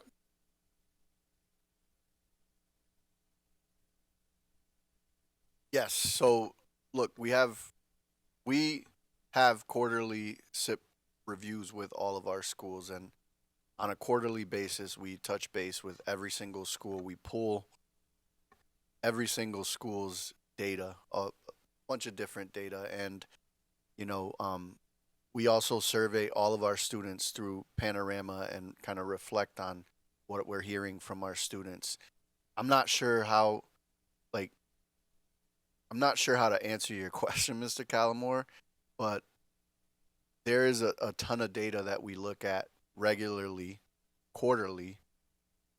We have, you know, assessments. We have Dibbles assessments that's not in here. We have, you know, last year we had ANET, and we just moved to a new platform of quarterly assessments. We have STAR data, beginning a year, middle a year, end a year, and you know, we are looking at student data regularly and responding to that data accordingly. I was just concerned about, you know, a student isn't doing good in math. Was it because of the teacher? Was it because he or she couldn't get along with the teacher? Was there a problem there? Yeah. And then in the next class he or she goes to, he loves Yeah. the teacher or something like this, and expectation rises highly. He does so much better with this teacher than with the teacher. Yeah. Yeah, I think, you know, that's a good question, and I know I answered, like, at the district level what we do, but in addition to that, you know, schools, and I think this is more getting at what you're referring to, schools have weekly planning and data meetings, and that is where they kind of they come to these weekly planning and data meetings, and you know, one of the things that we're really asking to improve on this upcoming year is making sure that everybody is looking at student data to inform their practice, and that's where that happens at these weekly planning and data meetings. So you're able to pull data from students, look at what your students are doing, and then adjust your planning accordingly. And that's happening all the way down to all the way at the classroom level. Thank you very I have Ms. LeBron Martinez. I just got a question. In regards to that data that you said that is weekly assessed about the attendance, is that something we can get to see or that is something that? Yeah, I've been including that in my regular communication to the school committee. We're doing this with principals, but I'm also sharing those weekly updates. My bi-weekly communication goes out. I'm including that week's attendance. But Data. what I'm trying to get to is am I able to see if I want to go and look at what's happening at Kelly when it comes to attendance? Can I see what's happening at other schools or no? It's just a general. It's by school. It's by school. Yeah. Okay. As you know, I just started, so I'm trying to get to Yeah. that. No, I that's also have a understandable. second question. Is in regards to, um, the expectations and the hope for us is that every child, right, achieves. But my question is there any assessment done on children when like learning styles at an early age, to determine how do they really learn? You know, is there visual learning? There's, you know, listening. What is that available? So, when we're talking about earlier stages, and this is something that goes back to the part of educating our families, right? So, when you have a young child before they reach the age of 3, you start noticing the developmental changes. If you are noticing that there is some sort of delay, that's when you're talking to the pediatrician where you can get early intervention to come into your home and start that process and provide, be it speech therapy, occupational therapy. It could be applied behavioral, applied behavior, or it could be in-home therapy. Whatever the case is, that can already be started. Then from there, obviously, you have that baseline for when they get into the schools, into the public schools. It's as if that IEP was already created with the early interventions now coming into the school where now the process starts. And how they learn at a certain age, you can get what's called a neuropsychiatric evaluation. And there's long waiting lists for that, by the way. Bay State, I remember Brightside for Children and Families used to provide it there as well. There's Northampton, and that's where they are going to do a round of tests. It's a lot of tests, and the younger they are, the more times that it may be split up, depending on the child's participation.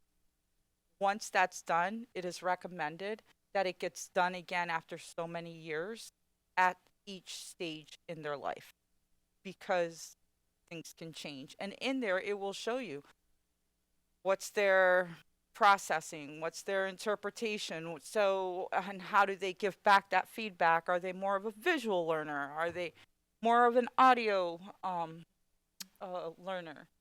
But that again, it's through educating our families, and that's something that I think I know I've expressed over the years. I know we have a lot of family fun nights. Where's the part of some good topics that families will come out and want to learn about? And it's not just us sitting down having a chit chat moment with a coffee and a donut. It's about getting a professional to come in and provide that knowledge for the families. So you can get you can get a neuropsychologist, you can get different people to come in and to provide that information. And this is what we do, and this is what a neuropsych evaluation looks like. So if you feel that your child blah, blah, blah, blah, but this is stuff that we can get for families. So this way they know how to access, and then that information from the neuropsych goes to the team so that they can understand. So when that IEP is being developed, in that IEP, if it's more of a hands-on learner, what are going to be some of the things that you're going to include in there so that the child can then be able to meet the goal or the benchmark? So I know that, a lot of families don't know that quality versus quantity, right? So versus them having to complete all the work, if you do quantity versus quality in the IEP, that means the child doesn't have to complete all the work. It's more so what was the quality of the work that they were able to do. Did that answer Did that answer your question? Can I respond? Somewhat. I'm just still, I mean, this is more of a, my questions comes Learning to my style. thinking aloud for the families that can get a better way of assisting, you know, the household, whoever's struggling with the reading, the writing, right? Do they, you know, do they understand how is it that your child is really learning versus dismissing, oh, he just doesn't want, he doesn't like school. You know, I hear that. I hear that they don't dislike school. There's got to be a reason why you're saying that. But it's not that they dislike school. They're probably struggling and it makes you feel that way, you know? And I'm just wondering if there's any type of assessment that we do to children to determine the way that they learn. So maybe then I go home, I have to use more pictures for my child. Okay, what do you think this is? Is it an apple? Is it a book? You know? So I just think, listen, I always think about my story. I came here at the age of 12 years old. My mother had a second grade of education. She dealt with four of our you know, family members who went through high school but struggled because she could not help us. She couldn't help us. She couldn't read or write herself. So I'm trying to figure out how can we better help our families. Not necessarily this is to put it on your plate, but we have to think outside the box. Who do we reach out in our community? Who volunteers comes into our schools? Help these classrooms that have 20 kids in a classroom, 10, 15, whatever it may be the number right now, to help, you know, you know, how do you say, improve these children who are not making it. And that was my reason of asking that question. But I want to have you move forward because you got a lot to cover tonight. I'm just, as the ignorant one coming in, last voted in, that I have to ask these questions for my own sake to help the community. And that's what I'm going to do with my work here. And that's why I'm asking all these questions. Thank you. No, and those are very important questions, and it goes right back to the educating of the families, of what it is that they're seeing. And yes, you brought up your personal. So my personal is the fact that I sat at that IEP table. I've heard plenty of times people turn out and say, "It's your child doesn't want to learn," and let's backtrack that. Okay, it's not that my child doesn't want to learn. What are you doing to ensure that he's staying engaged? And come to find out is you cannot provide not even 2 steps because he forgot the first one after you told him the second step. Number 2, he was more of a hands-on learner. Everything had to be hands-on. Visual. You can talk all you want, and went in one ear, went out the other. He couldn't process it. So I get it, but what was different about me is that I had my nursing. And that's why I continue to say we've got to educate, because it's about empowering the families that when they're sitting in that meeting, don't take what is told to you of what your child can't do or doesn't feel like doing. It's more so of how are we going to fix this problem? Because I'm sure that the behavior not only is happening at the school, it's happening at home too. Because if you ask them to pick up your room, clean the bathroom, and grab the clothes, and by the time he came back, he only did maybe grab the clothes because he heard the last part. He forgot to pick up the room and he forgot to clean up the bathroom. That's Point what of you're order. noticing. I think we've gotten off topic. No, and I get what you're saying, so we're just clearing off what she wanted. I understand, but now I did have a question. So when we're looking at as evidenced by a monitoring tool and decrease in suspensions, I need it more clear. What is your monitoring tool? It just can't be anything. I want to make sure that it's system wide. Yeah, we've created an MTSS monitor implementation tool. So we rolled out, you know, we had a group working on an MTSS system, which includes behavioral, it includes academic, and it includes social emotional. And we had led, you know, it involved different stakeholders from every school. So like all of our deans of students engaged in this learning, and some of our principals, some of our assistant principals, and other just key members of each individual school. And they worked on creating their MTSS plans for this upcoming school year. And I think that, we've always had an MTSS system. What we lacked was monitoring of like how it's going, and providing like feedback and providing tools to every school on how it's going. So this year we have created a tool to monitor the implementation of those MTSS systems and structures that we engaged in over the summer, and up until the start of the school year. So we do have a tool to monitor how that stuff is going, and that's what we're going to be looking at. And then we also can pull any referral data and any suspension data at any point. So Okay, so then here is a recommendation that I think would help everyone. Not all of us are in the education world. I am one of them. I would like to see each tool attached. Whatever it is that you're using, I want to see what it is. I want to know what it is that I'm looking at. I don't want to assume that what you're going to give me, okay, so it was great. In your walking tool, this all met. I want to see the walking tool. What it is that you're going to show for evidence, I don't want to see it after it's done. I want to see like a sample of it, just in case. Go ahead, I Mr. object Sheehan. to that. That's not Why? part of, because that is, these goals are goals that the superintendent presents to us, and then we get to see it in his collection of evidence. We don't put the cart before the horse. Like, those tools will be part of his collection of evidence. Not, I mean, because in a normal superintendent evaluation cycle, those may not even be created yet. Some of these are tools that have to be created. So I mean, that's part of his evidence. It's not part of his goal setting. I mean, what tool is being used is not part of the goal setting process. It's evidence collection, and he can present that afterward. But I mean, we can't even change these goals, and it has nothing to do with receivership or not. These are district goals that in a perfect school district we would have approved 6 months ago. I mean, the only things that we can give the superintendent feedback on are the professional practice and the student achievement goal, because that's what he presents us. The other goals, we have no say at this.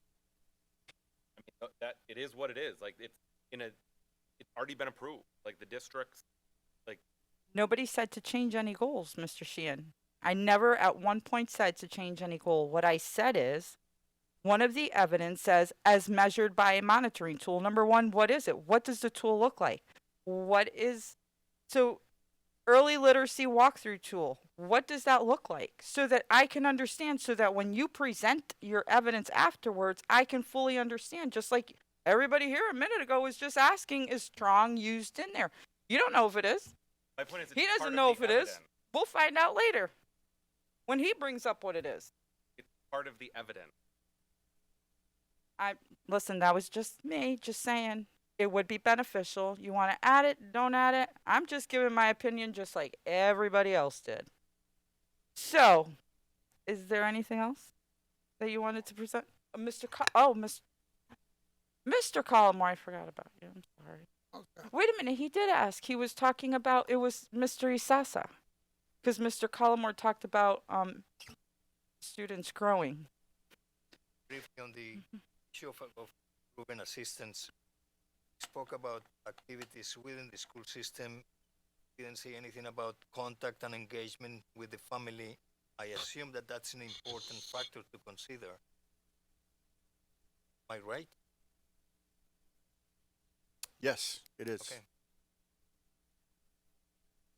I believe that's all in the strategic plan. The thing is that he just took certain sections from it.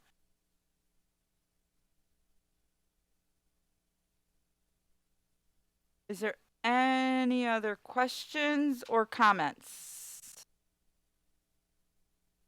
Ooh. Alrighty then. We're gonna go ahead and want to add something else?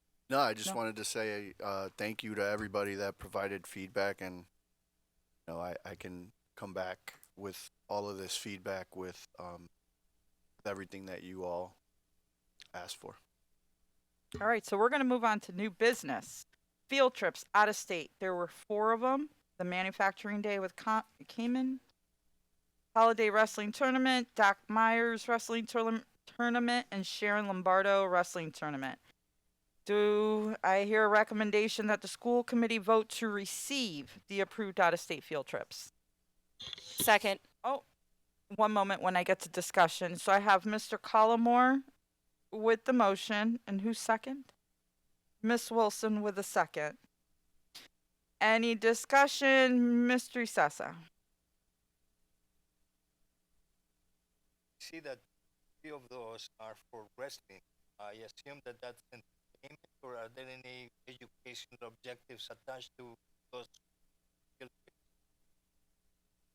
Yeah, those are essentially for the wrestling team to go out of state. So, in local control, these would have to be approved by the school committee before students can actually go out of state or overnight. So what I have been doing is, I have been approving these, and anytime we get an out of state travel request and where we're taking students out of the state of Massachusetts for either a field trip or an athletic event, I've been for the last year at least making sure that the school committee has an opportunity to see those, because in local control you would have to approve those if that's the policy you want to continue with.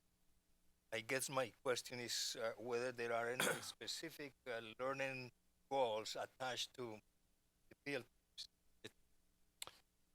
Yeah, I mean, I don't have those goals, but yeah, there's always, so for the athletic ones, it's just competition, right? They're in a tournament, they're wrestling. For other field trips, there's always a there's a fun component, but there's definitely an instructional component to it. So this one around manufacturing day, that's going to be, folks from, kids are going to get an experience. They're going to learn something out of it. I don't know that, I don't have the learning objective, but if that's something that the school committee wants us to provide every time we put these in front of them, then we can work on that. I guess my point is that obviously this appears to be competition recreational, but why not these 3 trips be to museums, for example? When we do have ones to the museums, we'll bring them forward to the committee, but these are the ones that, these are the ones that schools have requested from me. I approved. I'm just sharing them with you. Yes, there are field trips to the Connecticut Science Museum. There's field trips. A lot of the field trips actually happen at the end of the year, more towards the summer, more along the lines of what you're referring to, learning experiences for kids, but also fun. I think, one of the things that I did not last year around Christmas, the year before, I noticed that kids were not getting those experiences that, to go on field trips and to, just have something to look forward to other than, the learning that they were getting. And we were really intentional about allocating some of our federal dollars to make sure that schools are creating those experiences for kids. And, it was definitely a big shift in culture, a big shift in even principals' mindset. So like, after seeing the benefit of all of that, during budget development time, you saw a lot of principals making sure that they set money aside for what they're calling joy, like bringing joy back to schools and joy back to learning. And a lot of, that principals talk like that now, right? Like, here's my joy money, here's my joy money. And when you look at what they're, what is in that, it's, student incentives, it's student field trips, because they saw that one year where we allocated more money and told them this is only to bring joy to school. They saw the impact that had that year, and they wanted to continue doing that every year. And they prioritized that and put that into their budget. Hensley Williams. Mr. Soto, I noticed that the field trips, there was $72, $30, and $25 per student. Now, the athletic department is paying for that, right? That's not out of pocket. What are you referring to, Well, Ms. there was Tinsley three. Williams? This one here says $30, and this one is Doc Myers Wrestling Tournament, Rocky Hill. So I'm just thinking that's not out of pocket. The students, the athletic department must have a budget to pay for that. That's all I'm asking. Yeah, I believe that's being paid out of the athletic budget. That is a great question, and I can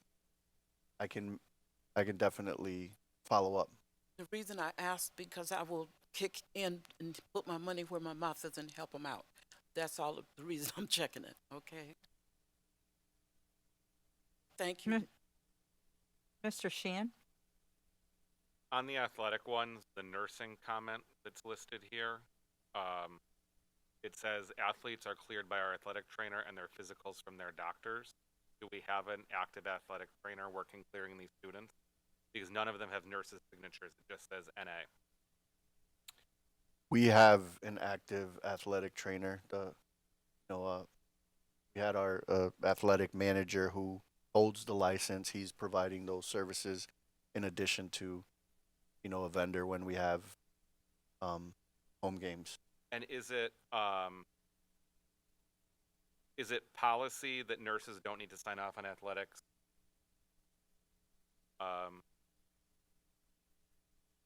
Field trip requests?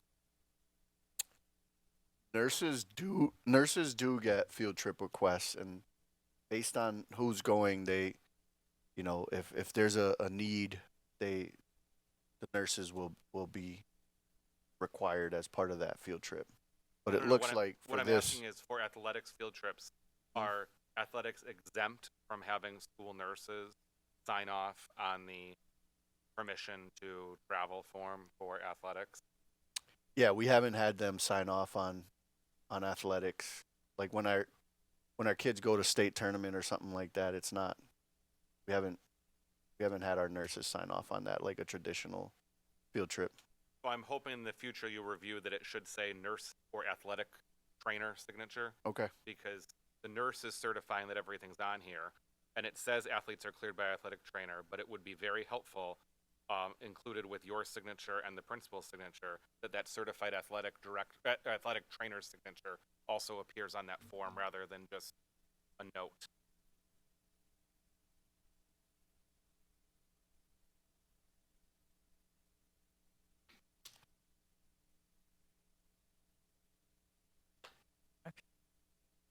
So I have the motion by Mr. Collmore, seconded by Ms. Wilson. Any further discussion?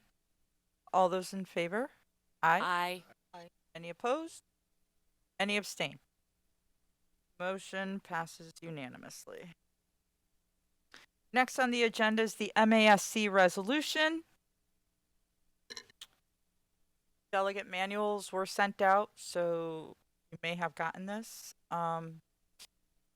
So in here, it's the resolutions just as it's attached in your agenda packets via email or on paper. So tonight's vote is to receive the resolutions and then to be prepared to discuss at the next scheduled school committee meeting on October 28th. So moved. Second. So, second. Any discussion? Any questions? All those in favor, aye. Aye. Any opposed? Any abstain? Great. Motion passes unanimously. So be prepared to discuss it on the 28th because our delegate is Miss Wilson and our alternate delegate is Dr. Rivera Colon. And we want to make sure they kind of hear our stance, but always remember that it's always been like the Holyoke School Committee giving the authority for them to vote as they want to vote there when they're present, because remember, a lot of amendments can be made, so we're not there at that time when those amendments are happening. Okay? Next on the agenda is orders introduced by committee member Dr. Yadilet Rivera Colon that the school committee refer policy JJE student fundraising activities and JJF student activity accounts to the policy and governance subcommittee for discussion and review. Do I have a motion? So moved. I have a motion seconded by Ms. Tensley Williams. So motion made by Dr. Rivera Colon, seconded by Ms. Tensley Williams. Dr. Rivera Colon, I'm going to go ahead and let you explain. Absolutely. Thank you so much. One of the things that we were just talking about was to bring in joy to school. One of the things that didn't bring so much joy to school to me when I was young was how I learned that I was poor when I was in school. And part of the reason for that was certain fundraising activities that happen. So it has come to my attention that some of the same type of fundraising activities happen in our schools. And is not necessarily fair that if only the students who have money can get ice cream, right? Not that using food as an incentive is a good thing either, but given something that is not going to be given to all the students and also being used as an incentive without an ability for certain students to be able to come up with the money to be able to enjoy whatever the treat might be. That's not part of the equity commitments that we're doing. And I'm not saying that there shouldn't be fundraising activities because many schools need them and they want to give them experiences that otherwise they wouldn't have. But we have to think about some inclusive fundraising practices where students don't feel like they don't want to go to school now because they're going to feel a certain way based on something like this. So it's important that we have fundraising activities, but it's important that the students feel that they can contribute. We have students in many different economic disadvantage. We have students who are in shelters. We have students who live in group homes, and they continue to be put in these situations, and they're not able to get this. On the other part, then teachers might get moved to paid for the kids because maybe their classroom doesn't have a good pool of money to be able to get whatever treat might be or however they are doing their fundraising. So now you're going to have a teacher maybe paying for their whole class. So now we have teachers that are not very well compensated because that's the way that we live in this society. And now they're going to spend their money to make sure that the fundraising happens just so that the kids are happy. So that's knowing this and knowing what we're trying to move towards and being inclusive in our practices and having our equity commitments. That's the reason why I'm referring this policies to the policy subcommittee. Any further discussion? Ms. Wilson? I'm not saying it's not a good thing to refer, but our policy agenda is pretty set. And so I would be asking, is this something that is of an urgent nature that we need to take it on, or can we wait until we get to Section J? When's your time frame for Section J? Give me a minute and I'll find it. Mr. Sheehan? I can just ask a question. So I heard the word fundraise and incentive a lot. I just don't know if I'm following the conversation. Like, I don't understand how those two go together. So in this particular instance, attendance is particularly bad on Fridays. So as an incentive, we have a treat that students can purchase so that they come to school and they get to buy the treat. That's how the situation was. So it's March. March. So that's about 5 months away. Right. Okay. So I'm going to put that back to Dr. Rivera Colon, but one moment. Ms. LeBron Martinez. I'm somewhat confused looking at the council situation. How anytime there's an order that is going to a committee, that committee takes it on regardless. You can't debate. We're sort of like debating the situation that somebody just proposed. So I'm somewhat confused. Is that the protocol now at the school board? Well, they can everyone will get a vote. And then however the vote goes will determine whether it will go to the subcommittee or not. because the whole entire committee can vote it down, and I think that could happen at city council. You can refer something, but if you don't have the majority vote, it ain't going anywhere. Am I correct? A vote is a vote. Everybody still has to vote to refer. Or is it at city council that you just say refer and it just automatically goes? We don't have and we talked about this, having committee rules. Can you speak into your microphone? We don't, and so we don't have so on the council there's council rules. We haven't adopted such rules to engage in such practices, and we've talked about. Is that what she's referring to? No, I'm kind of confused now. Now you got me confused, and this is what she's saying. That if I have an order here introduced by committee member Dr. Rivera to refer two specific policies to a concern that she had experienced. Refer those two specific policies to Policy and Governance Subcommittee for discussion and review. Now, what Ms. LeBron Martinez is saying is that because the question was, is this of an urgent matter or can it wait because of the full policy review that the policy subcommittee is working on?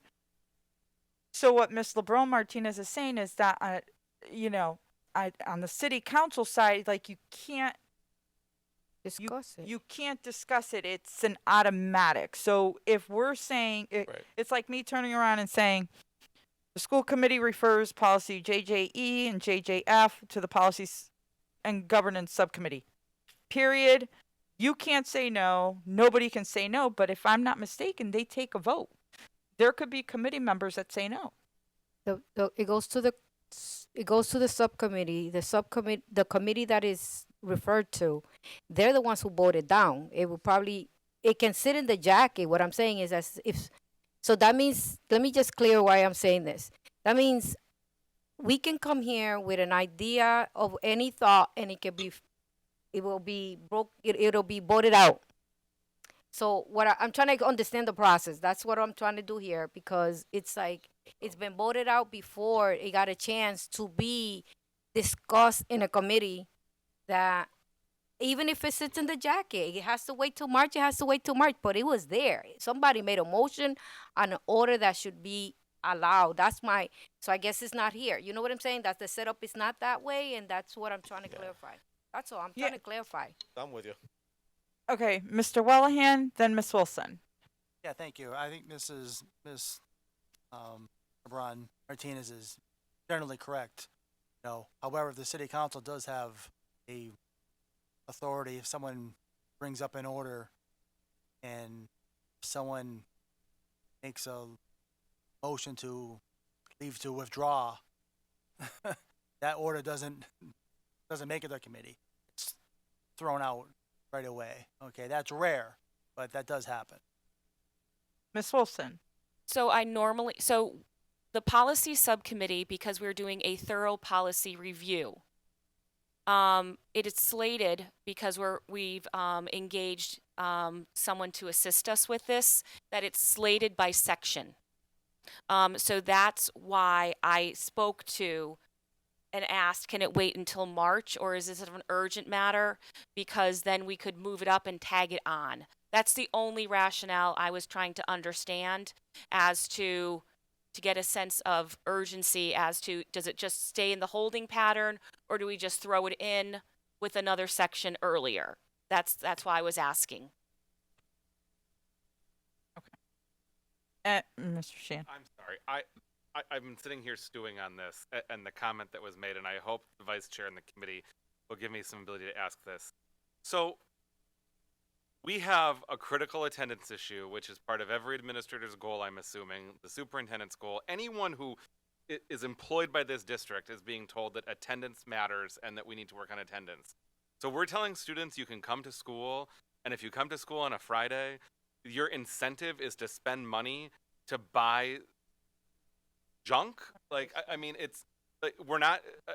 Can we not give someone a donut? Are we really saying you can get this food? Attendance is so critical, but your only your incentive is to spend money? Like, is that I'm sorry, I'm just so shocked by, like, I need to be told that this is wrong and that schools are not doing this as a, like, that that the incentive is spend your money if you come to school to get something fun. Like, is that what's happening? Mayor Garcia. I immediately thought the same thing, but I just didn't make the comment because I don't know what we're doing. Is this going to committee or are we discussing this right now? What's the I mean, plan? I don't care. No, like, this is it's- preposterous if we're talking it's- about attendance. What it was is to refer to committee for discussion and review, because this is what we're hoping would happen, is that you're going to ask, administration to come in and kind of explain how this whole fundraising activity goes. And if it is geared towards that kind of stuff, we've really got to look at these policies, because that's not what these policies are saying and speaking to. So if that's something that we have to look at changing. Are we talking? Is there a motion on the table? Did I miss the Yep, motion? there was a motion with a second. There's a motion for the second To send refer, committee, and to then send it. refer, and they're going to come back with a report and a recommendation or something. Right. Well, Okay. whenever they discuss it, whenever it gets, whether it's going to be discussed That's- at their that's- next meeting that's or fine. discussed in March, Vice Chair, I'm ready to vote. then, okay, we're good. Mr. Isasa? I guess that is also going to be my point. If we vote to refer it to committee and the committee decides where to put it on its own agenda, Right. You're going to hear it. Yeah. whenever they do it, whatever the priority they put on it. Okay. All right. Let's go for the vote. All those in favor to refer to the Policy and Governance Subcommittee? Aye. Aye. Aye. Any opposed? Any- Yes. You oppose for it to, okay, so I have one opposition. One. Okay, any abstain first? All right, so we've got 9 yeas, 1 nay. Okay. So it passes. All right, the next one, and I think I know where we're going to go with this. Goal development. That the school committee vote to accept the receiver's proposed professional practice goal, student learning goal, and district improvement goals. Is there a motion? I make a motion. You make a motion. Do I have a second? Wilson with the motion. Isasa with the second. Any discussion? Mr. Sheehan, Move to table. I have there is no discussion. Non-debate. Non-debatable. So we got a motion to table. Roll call. Right? Are we doing? No? Second it. Second. I have it from Miss Tensley Williams. So I'm writing, guys, this way. No. Mine ain't that sharp. Not at 8:22 p.m. with no dinner. Okay. All right. All those in favor to table, Mr. Colmore.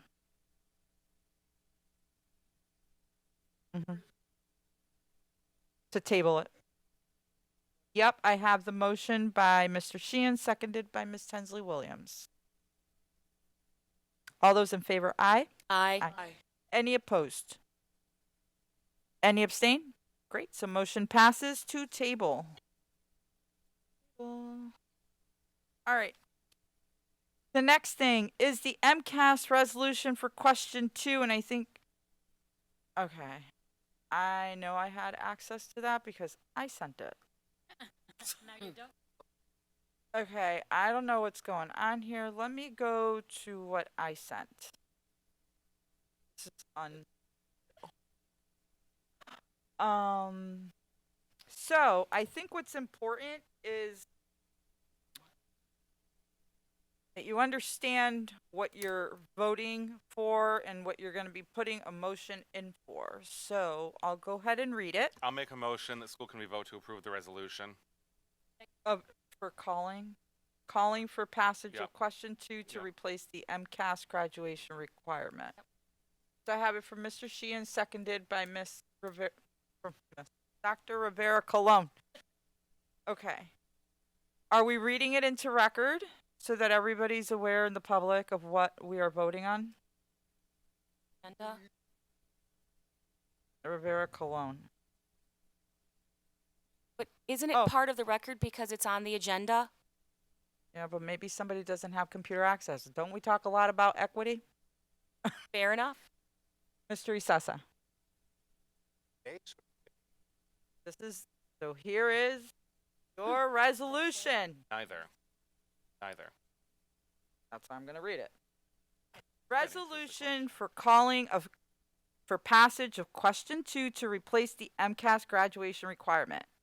Whereas access to a high quality publicly funded education is a guaranteed right written into the Massachusetts Constitution, and whereas the goal of public education is to teach students essential foundational skills such as reading, writing, and arithmetic, and to develop critical thinkers, engaged citizens, and lifelong learners, and whereas the bedrock of the Commonwealth's world-class public education system is strong statewide standards that are uniform throughout our public schools, and whereas the MCAS is significantly limited in its ability to accurately and effectively measure whether students are meeting the Commonwealth standards and developing the skills they need to thrive after high school, and whereas the most effective measure of whether students are meeting our strong statewide standards and developing the skills they need to succeed in college, the workforce, and beyond are educator-led assessments such as projects, papers, tests, and group activities that are conducted throughout the school year.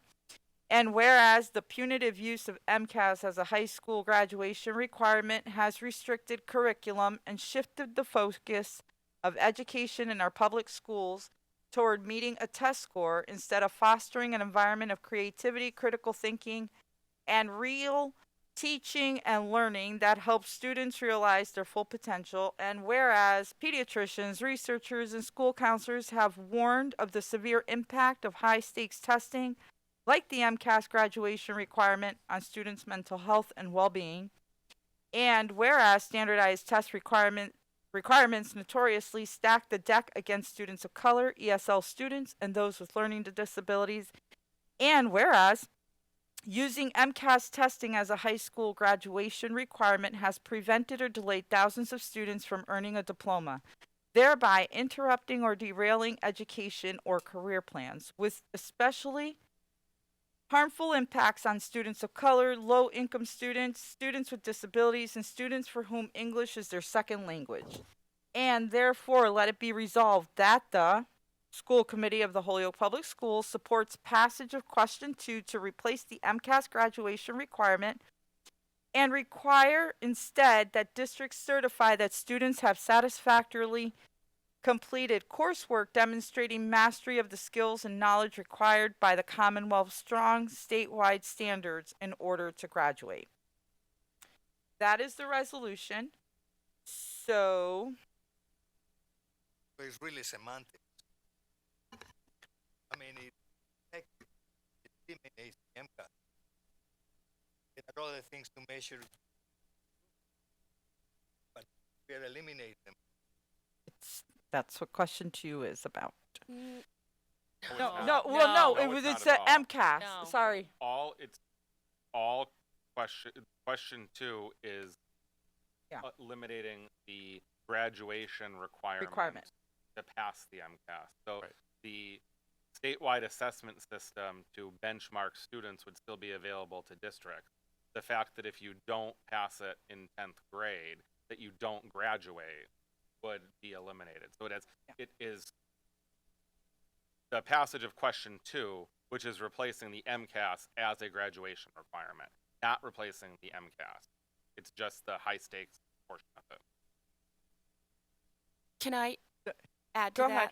So it's not just 10th grade, it's just you have to pass an English, a math, and a science MCAS exam in order to graduate.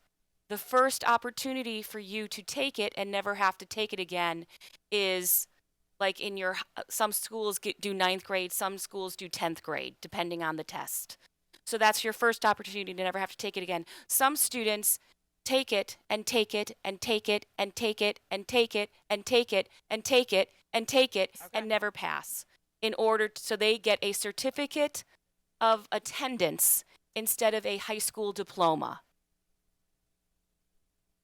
So what we are voting on to is that we feel that our local district can certify that students have met the criteria to receive a diploma and no longer have this high stakes test be part of a graduation requirement. They will still probably take the test in order for us to be gauged by the state in the way they love to do, but it is not a graduation requirement.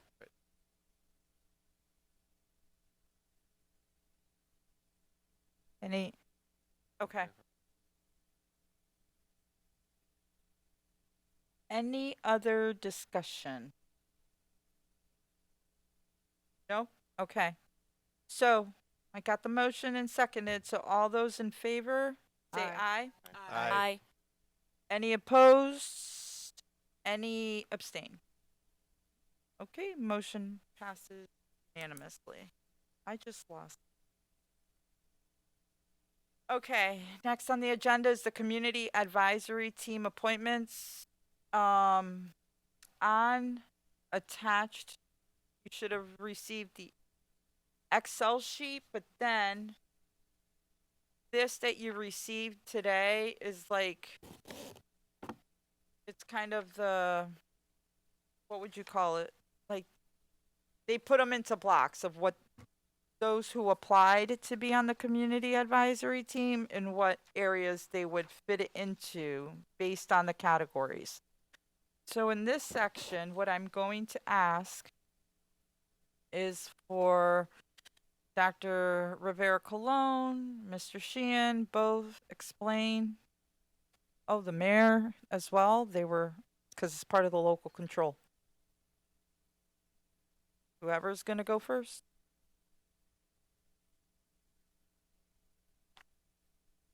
Go ahead, Madam Chair. Okay, sounds good. So we had, as part of the building capacity plan for us as the school committee, one of the things that that we were asked to do was to create a community advisory team for the school committee. So it would be a group appointed by us that will have public meetings. And as of this, as the way that the plan is written, their first task is going to be to be involved in the in the whole hiring of the new superintendent whenever that happens. So as part of the community advisory team, we had worked on a letter that was going to be sent to the public, as well as a survey in order to gain different participants in order to be part of this team. In the sheet that you have for the community advisory team, we wanted what we called ideal representation across schools and grade levels. And everything that is marked in there as in yellow are the places where we don't have participants yet. And I'm going to pass it to the mayor so that he explains how that went, because he went from his office. Thank you so much. So what we did was we, if we're talking about just process, we just simply put communication out to the public with clear expectations around a commitment of what we're looking for in this process. Folks were able to submit an electronic form, their interests. There were 29 total respondents, and we try to, kind of map out or put some sort of matrix to understand who's of these respondents, who's at the table and who's missing. And like Yadilet just explained, what you see in yellow is what we've identified that is missing of this group just being open-minded to the different groups that essentially would be good if we can find or whatever the case might be. And for the most part, it has been. I mean, if you look at the chart in front of you, and 29 seems to be the number. I think we were thinking about 25 to 30, or 20 to 25. 25 to 30. And we got 29 respondents. And if you review the form that's in front of you, you'll see how the district in different demographics is represented, whether if they've worked in the district, have school children in the district, formerly worked or currently worked in the district, community stakeholders, nonprofit, local organizations involved in the community, parents, caregivers, different representatives across the board. At least one person from each ward. I think there's 2 from each ward, with the exception of one just having 1 from the ward, which is always important. Usually across sector and different parts of our local government, when we're doing board and commission appointments, I always try to make sure that we're not heavily one ward, right? Like Ward 5 and 7, for example, that we are getting people from different wards. So we got somebody from each ward. And there is still, I think, there was strong interest from our local control subcommittee to make sure that we are intentional in our outreach, in those that are highlighted in yellow, like the city council, for example. I did communicate with the council president. We did put it out there. No one's responded. There was a meeting tonight. I think she was still putting out a feeler to give folks an opportunity. If there are people on our school board that want to be part of the stakeholder committee, it looks like that's highlighted in yellow there too, in case there's It's on anybody. our agenda next. Oh, that is on the agenda. Yep. Excellent. And then if the district can help us, if there is somebody from OA, one from and one from a middle school is highlighted there. With the exception to still wanting to find people in those yellow, depending on how our conversation goes, like, is it safe to say that it was recommended by the subcommittee to go forward with these 29? One thing that I guess we want to put out there to the body is, like, do we close it, or do we keep it open until we can find those for that we've identified in yellow? We got a little bit of time, not too much time. We're still shoring up some other, like, for example, like we're working toward reviewing a consultant to help facilitate these conversations. Once we get this stakeholder group off the ground, we're looking at a kickoff meeting, hopefully, depending how quickly we can secure one, sometime in November or December or so. As far as timeline's concerned, so I think there's still a good amount of little bit of time here that we could still find people, if there are interested, people from these organizations that are interested in wanting to participate. But Yadilet? In our motion from our meeting, we had 25 participants okay. at the time. Yep. So if okay. we have Sorry about 29, Okay. they were not part of that Since- recommendation at the board. That's right. Since our meeting, there were only 25. There were 4 new people that had submitted. I'm assuming there were 4 at the end. Right? No? Can't recall. I know it was like a couple of students, 1 or 2 students. Was it Linville? Are there any questions, Mr. Sheehan? I'm just going to say one thing too, with this, that it was made abundantly clear to us, I think, in the June or July meeting with ESE, or maybe it was a meeting that Ms. LaFave reported on, that one of the things that's with this is that the commissioner and his staff made it clear that there's no, like, the staff of Mr. Soto's and the districts is not part of the facilitation of this, and that's why we're looking at other facilitators.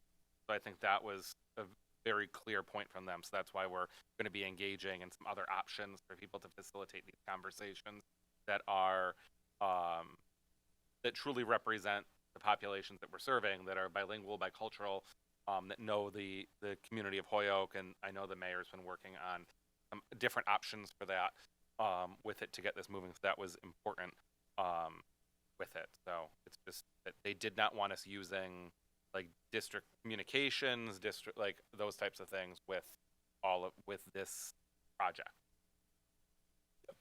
Yep. To Devin's point, there, as you know, in our transition plan, there's 4 identified work streams we're all working on.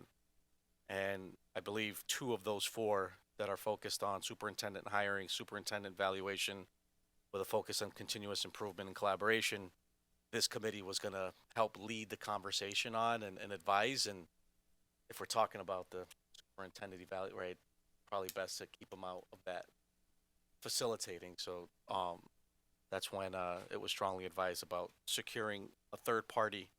And Devin did advocate strongly, and the subcommittee agreed that there should be, if there is an opportunity to include some sort of cultural sensitivity in this process, a consultant that's experienced in the area certainly would be a home run to, just what our values are as a district, as a city. And just to clarify, there were 4. One was a student, one was a DMO school teacher, one was a FACE team member, the family access engagement, and one was a parent. I mean, I'll make a motion that's very similar to the recommendation, since we don't have that we accept the current listed people to be part of the Community Advisory Committee, the ones listed as of October 15th that are on here. I have a motion. Is there a second? And I have it as a second. Okay, so the motion is by Mr. Sheehan, seconded by Mr. Sessa. It's now open for discussion. Ms. Wilson. So if we pass that motion, we are saying that there's no school committee members. No, hold on. Because If no, you because no. You're getting the people who applied. That's the community advisory team that applied. We still have to go to our next one, which is the school committee appointments to the community advisory team. Right now, you're accepting whomever applied so It far. doesn't close it. We're still gonna. I just wanted to clarify. He said because I understood your motion as to who is currently on this list, and we currently do not have school committee members on the list.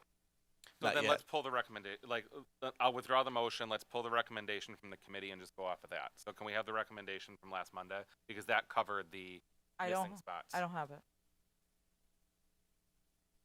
That was a 25, right, Dev? Yeah, I mean committee recommendation. We need that. It's So on we need this- to take a minute to pull it's the on this list. recommendation. Well, while you're taking a minute to pull the recommendation, I just have to say this. So, we seem to have 4 representatives from North Camp. I gotta understand how did we get the ones from the students? Did they just go online and apply? Okay. How did we engage more of Dean? Because the only one that I see is just our student rep. You have 4 representatives from North Campus. You don't even have one from OA, and you definitely don't have one from the middle school, and one from Dean Campus. The other thing is, I don't even see Morgan or Dean when it comes to parents and caregivers. What I do see is more of your duo. I'm a parent of this, but I also work for the district. I'm a parent of this child, but I also work for the district. So I'm seeing more of staff that work for the district, but also happen to be a parent. I also don't understand what this means. Not listed in ideal representation, but still applied. First off, what's an ideal representation? And it's the same thing as if they were staff or a parent. Just like you have it over here, parents and caregivers. And I think I would want a school psychologist. Yeah. So So that's kind of weird.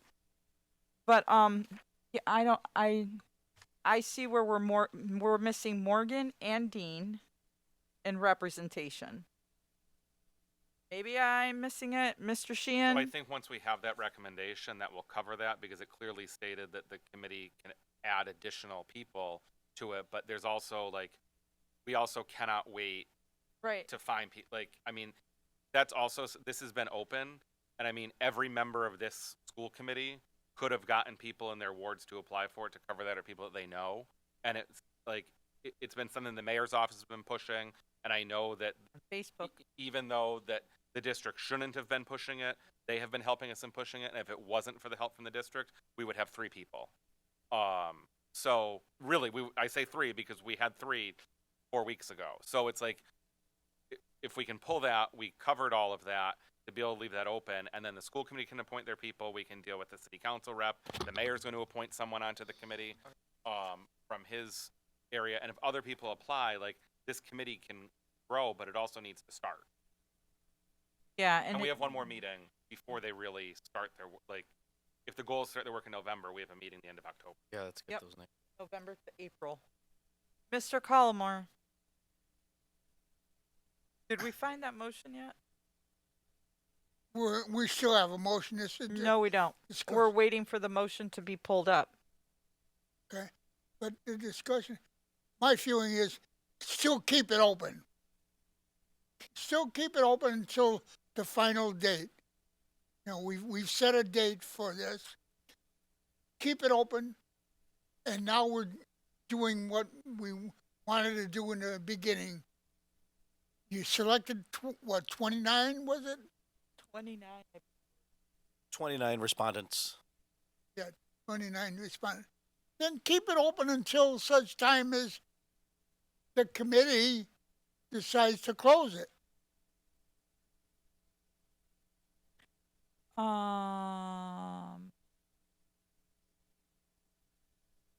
Weren't they supposed to come here anyways? The people who applied, were they supposed to come here? No? They weren't supposed to come to in front of the full board? No. Okay. So we didn't want to. We talked about like what's the best way to bring this to the school board? Do we want to interview everybody, answer all these questions? 29 people would be here for a very long time, going one by one, trying to vote folks in.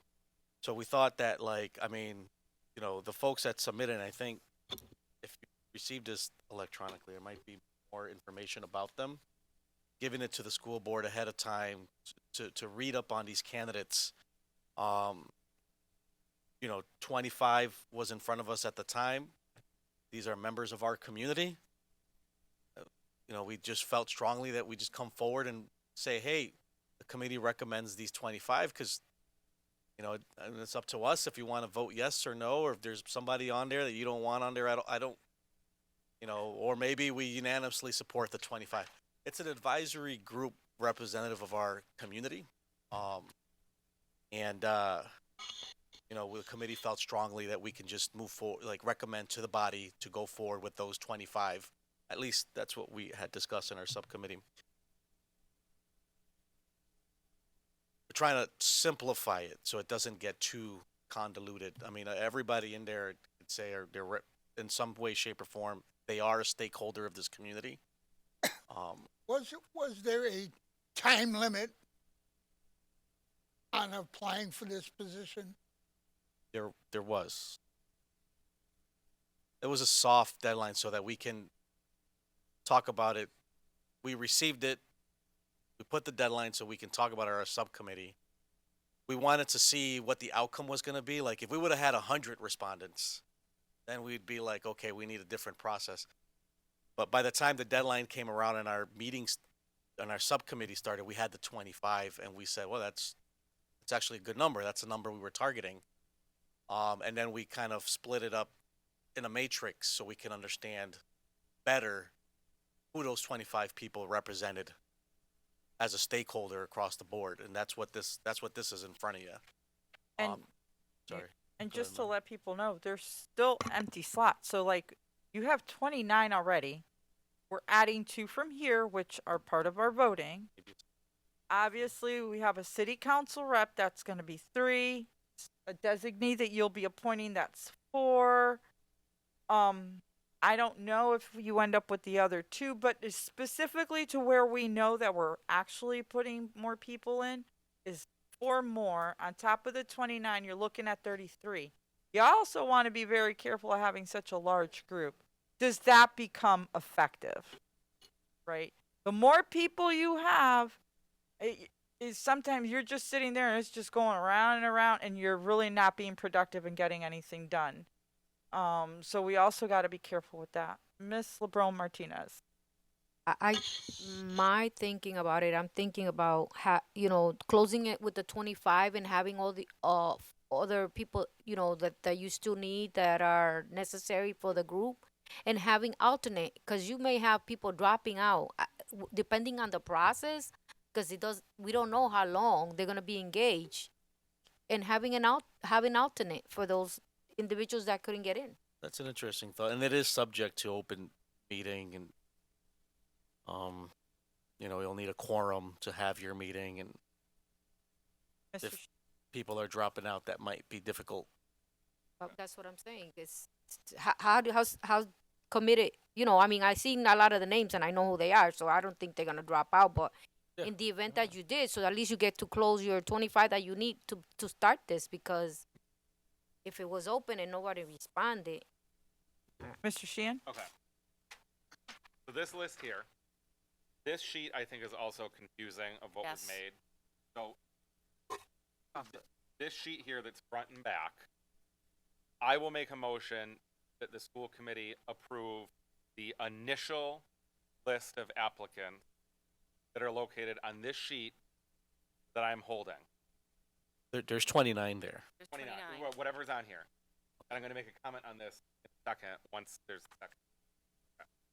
Okay. So we have the new motion, which is Mr. Sheehan, and it's seconded by Mr. Wallahan. And here's a note for Ms. Feliciano and for the superintendent, whoever may have this list to update it. The problem with this previously is the list that we received in committee was updated as a live Google Doc.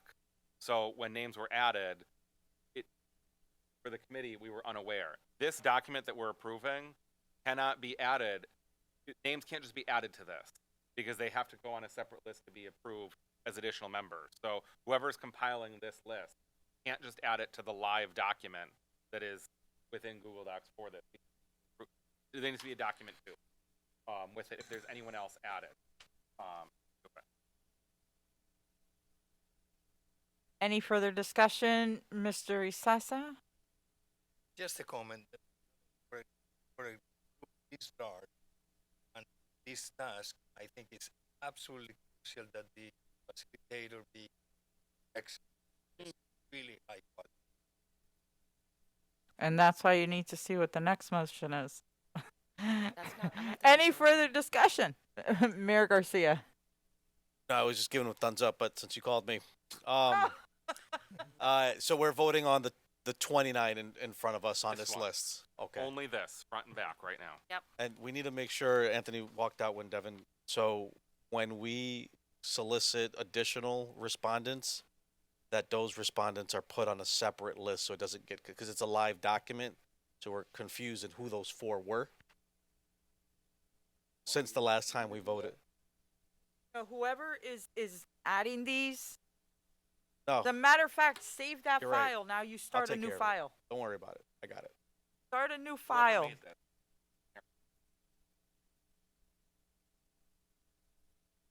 Yeah. Yeah. Whoever added to the Google form can't add anymore. That's the point. Yeah. So now you do Form 2. I got it.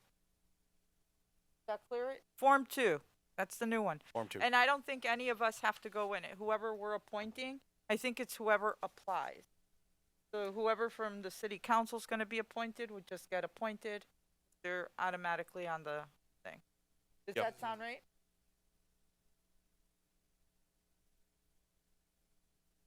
Yep. Oh, okay. Oh, that is the order. Yep. Oh. There you go, Devin. All right. So Motion seconded. All those in favor, aye. Aye. Aye. Any opposed? Any abstain? Motion passes unanimously, and that would be that motion that Mr. Sheehan put in. Okay, the next thing on the agenda is the school committee appointments to the community advisory team, and this is where I think you're gonna like it, Mr. Sessa. The recommendation is that the school committee vote to approve the appointments of the 2 school committee members to serve on the community advisory team as follows. School committee member Orlando Isasa and school committee member Eleanor Wilson. Do I have a motion? I have by Mr. Wellahan. Come on, people, don't jump to it. By Mr. Wellahan, seconded by Dr. Rivera Colon. Any discussion? Ms. Wilson? I just need to clarify that these meetings are not going to be held during school hours. They shouldn't be if we're being I don't think equitable and plus this. I don't think anybody Yeah. will be able to make it during school The- hours. a yeah. lot- some of these people are, you know. No, I just wanted to confirm that. That's it. Thank you. Okay. Any other? Nope. Okay, great. All those in favor? Aye. Aye. Any opposed? Any abstain? Motion. Why not? You can vote for yourself. They have us vote when we want to. For vice to be vice chair, you got to vote for yourself, buddy. All right. Updates of committees. Policy and Governance Subcommittee. Recommendation that the school committee vote to receive and approve the minutes of the Policy Governance Subcommittee minutes of March 18, 2024. Is there a motion? Second. Mr. Wellahan on the motion, seconded by Ms. Wilson. Any discussion? All those in favor, aye. Aye. Any opposed? Any abstain? You abstain. We have one abstention. 1, 2, 3, 4. Are you abstaining? 1, 2, 3, 4, 5, 6, 7 yays. 2 abstentions, and there's not a vote for the, so it's only 9 members right now. Okay, people? All right. Yonder procedure update. Yes.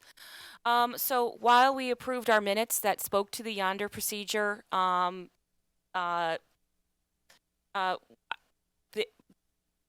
policy and governance subcommittee was updated by our receiver superintendent about the new changes to the implementation of the yonder bag. So I'd like to turn it over to Mr. Soto to share that update. Yeah, so we came to the school committee back in August with a change that was being proposed, primarily driven by the North Campus, because of how hard the implementation was of the procedures last year. And I think the fundamental change that they were asking for was to change their procedure to allow searches on the way in for all kids. We received the feedback from the committee on that night, and have since basically scrapped changing the yonder policy, the existing procedures that we had in place.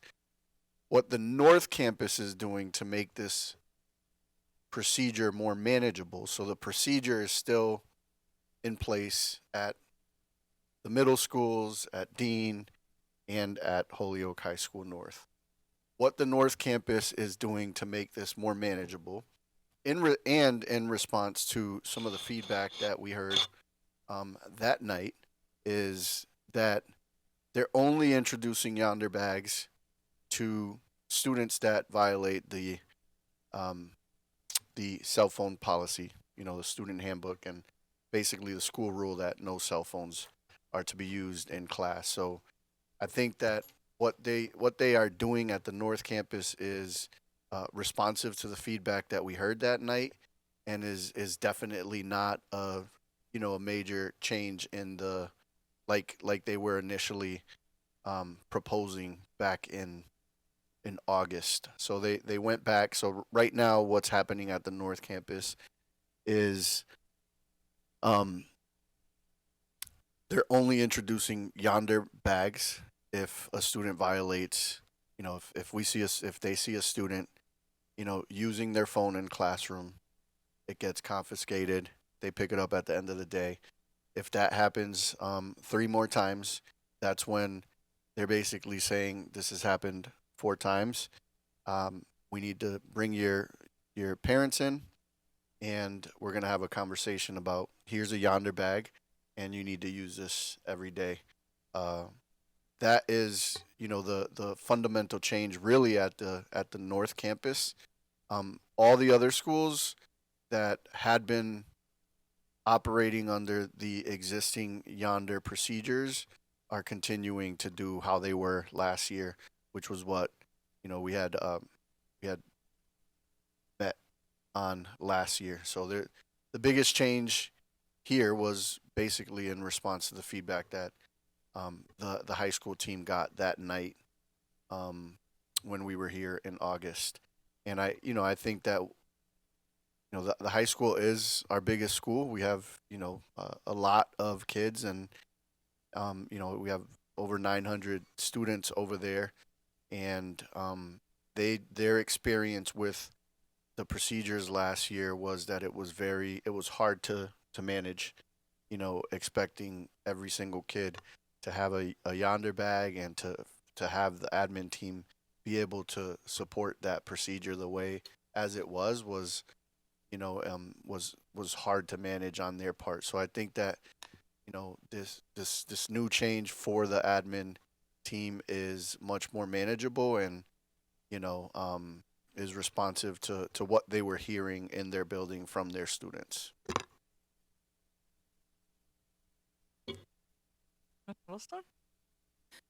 So when I initially heard about this, I am not a proponent of having two high schools having two different policies on the yonder bag. I don't believe that the larger school should have a different policy than a smaller school. I believe it should be a district-wide policy or not. I just think it's just that simple. Either we have a yonder bag policy that's adhered to by all schools, or we develop one that can be adhered to by all schools that we're using it for. It's just that simple for me. Any other comments? Questions, Mr. Collmore? Find out, excuse me. After you've taken the bag away the third time, now you say at the fourth time you bring the parents in. What happens at that time? So the school, the leadership team, someone at the school talks to the parent and the student, and they say, "Hey, this is the fourth time that we've confiscated the phone, and we would like your child to now use a yonder bag to help support." So the policy is really no cell phone use, right? It's not really a yonder. Yonder is actually the tool that gets us to that. So the policy is consistent across all schools. What's different is the implementation of the yonder procedures, and I'm responsive to what I'm hearing from our building principals. If our building principals is saying this worked for us, and we're able to manage it and it's working, they were able to do that. We had one school that was struggling to implement the procedures, and I can sit here and say, like, yeah, it should be consistent across the board, but I think that's, you should probably talk to the principals, and they're the ones that actually have to implement it on the ground. I don't think there's an equity issue here. I think that, if there's a yonder procedure that's working at a school, but to think that a school of 900 is the same as a school of 200, I just, I don't, they're two completely, and for something like this big, and that the admin team has to has to abide by. I just think those are two different things. I respect and understand the feedback that I'm hearing today. And if we were to want to, extend and say like everybody has to do this, the ones that are going to have to implement it are the schools themselves. So, I encourage, them being able to weigh in on a decision like that. Anybody else have? Ms. Tinsley Williams? I realize that people are different, but sometimes the rules should apply to all people sometimes because it's going to be kind of confusing if you have different rules. So maybe we could try it and see if it works, and if it doesn't, then that's a different story. But when you have a set of rules, I have a set of rules, they have a set of rules, that's a problem. So I kind of agree with Ms. Wilson. Mr. Wallahan? Just to follow up on Mr. Soto, I mean, the rule is no cell phone. That's the rule. There's one rule.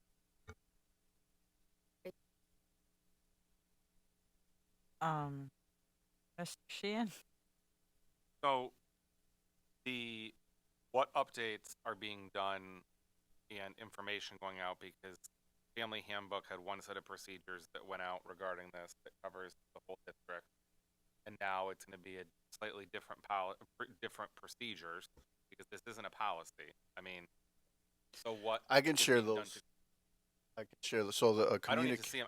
What is being done to communicate them out now that the Family Handbook already, like, school started? Yeah, so and there's a change. So what's being So done? there was a communication to all families explaining this change in procedure for the North Campus, and then whatever was in the handbook, the other schools are using. So STEM, Sullivan, Dean, and Metcalf are operating under what you see in the handbook. The North families are the ones that received a separate communication explaining, how the procedure was changing for them. And I can certainly share that communication that went out at the beginning of the school year. Ms. LeBron Martinez? Yeah, thank you. I would love to see that what is gone out because I'm already getting there was a coverage today that they called me and I said I would not respond to it because I needed to get clarity in saying what is really going to be decided upon. But I think as I mentioned earlier, to me, I believe that we have more of it's more of how do you say, not procedure, well, not even policy because it's not, they're saying it's not a policy, but sort of kind of contract with the kids or the students to understand, because we are saying that Dean is using the phones, and the reason why Dean can use them is because they have technology access in a sense of doing, career development and stuff like that. I think like the high school should have access to it in the same way, but with the same policies you've had all along. That they're not supposed to be using phones for, describing for what they cannot use them for, versus just take them away from them.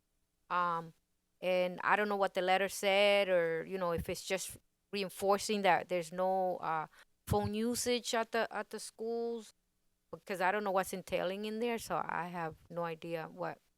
Yeah, it's, Thank you. It's what I mentioned earlier that, they have designated times when the phones can be used. So like, and that's spelled out in the communication that families got back in late August. So as a follow up to this conversation, I can certainly provide the communication that went out to the North families. Thank you.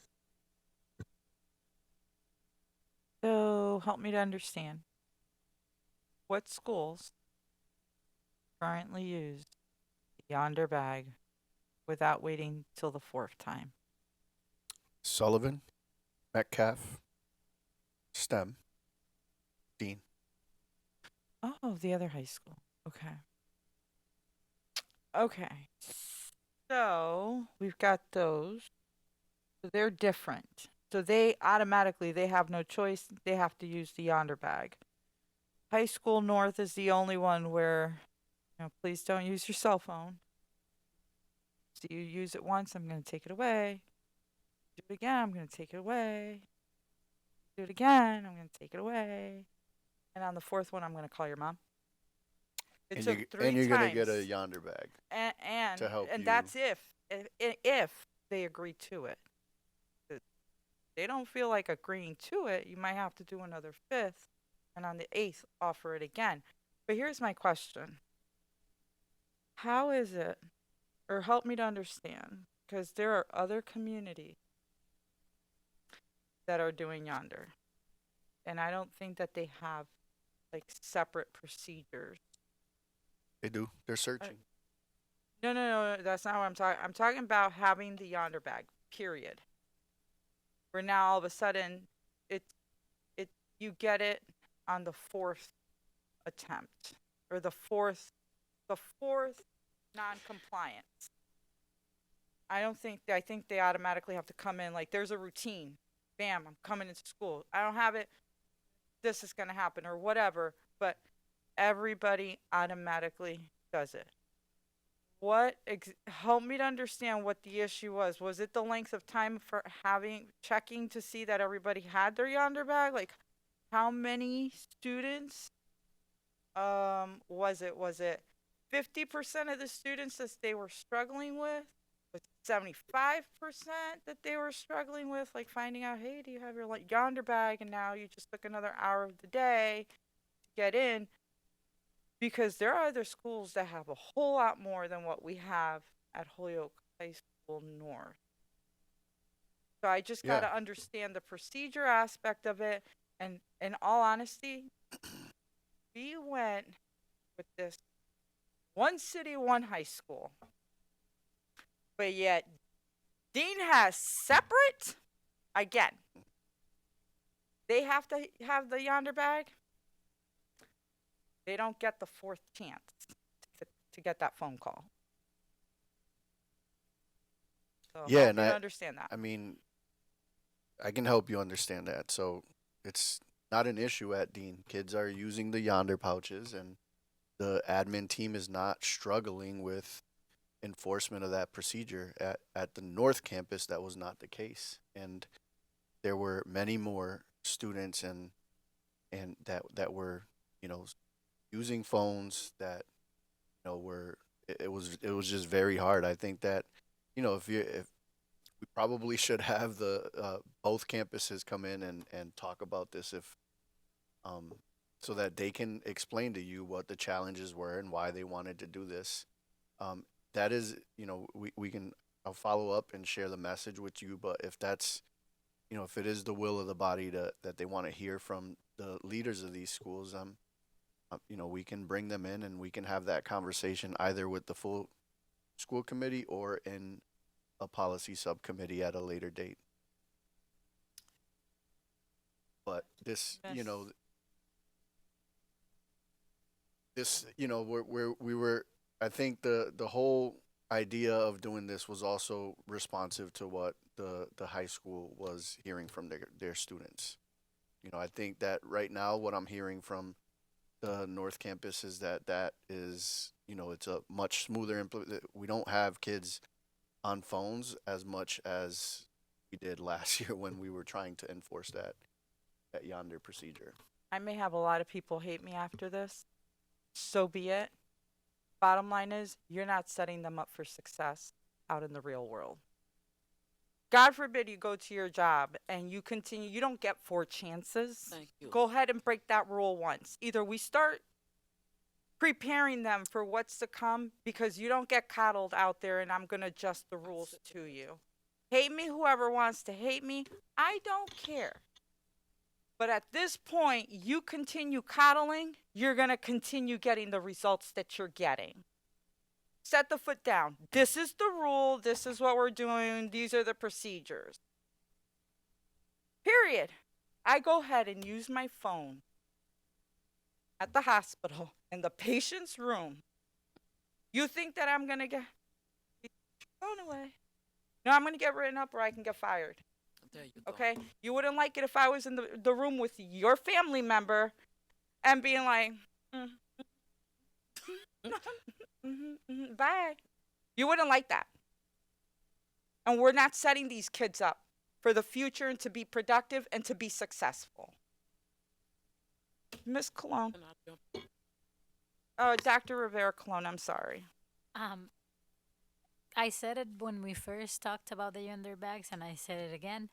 Everything has to be tied to learning in everything that we do in the schools. Where is the lesson for the kids from Dean where because they follow rules, they get penalized and having to use the yonder bags all the time?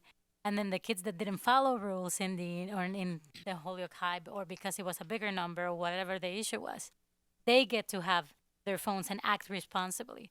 I would argue that Dean students are closer to the jobs most of the time because they're trying to get a trade. They should be taught to not use their phones and have chances and learn about it much more. I think that they should have the same. So that's my opinion. Miss Tansley Williams. This may sound mean, but whatever happened to the third strike is out.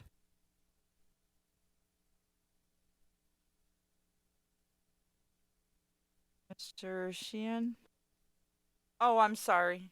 Go right ahead. Thank you. I'll be quick. Thank you very much. Thank you for the input. I know we discussed this back and forth for some time now. I mean, this was discussed at the policy committee. It seemed like it didn't come back with a recommendation from them. So that's sort of where we are here. We're sort of debating it. I would just maybe in a motion refer it back to the policy. Want to have both schools come in, give their perspectives one more time. I'm reading the minutes. I can see where the information was. So we're kind of vetting it here again. A motion to refer back to policy. Second. Governance. So we have the refer back policies. Hold on 1 minute. Hold on. And governance. And that's by Mr. Wellhand. Seconded by Mr. Collmore.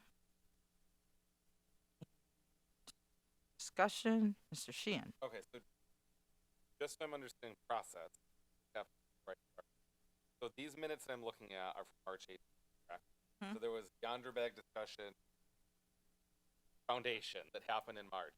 And then a couple weeks ago, maybe a month ago, that Principal McKenna and others came and referred yonder bag to the policy. Yep. That was referral number 2. So was there any,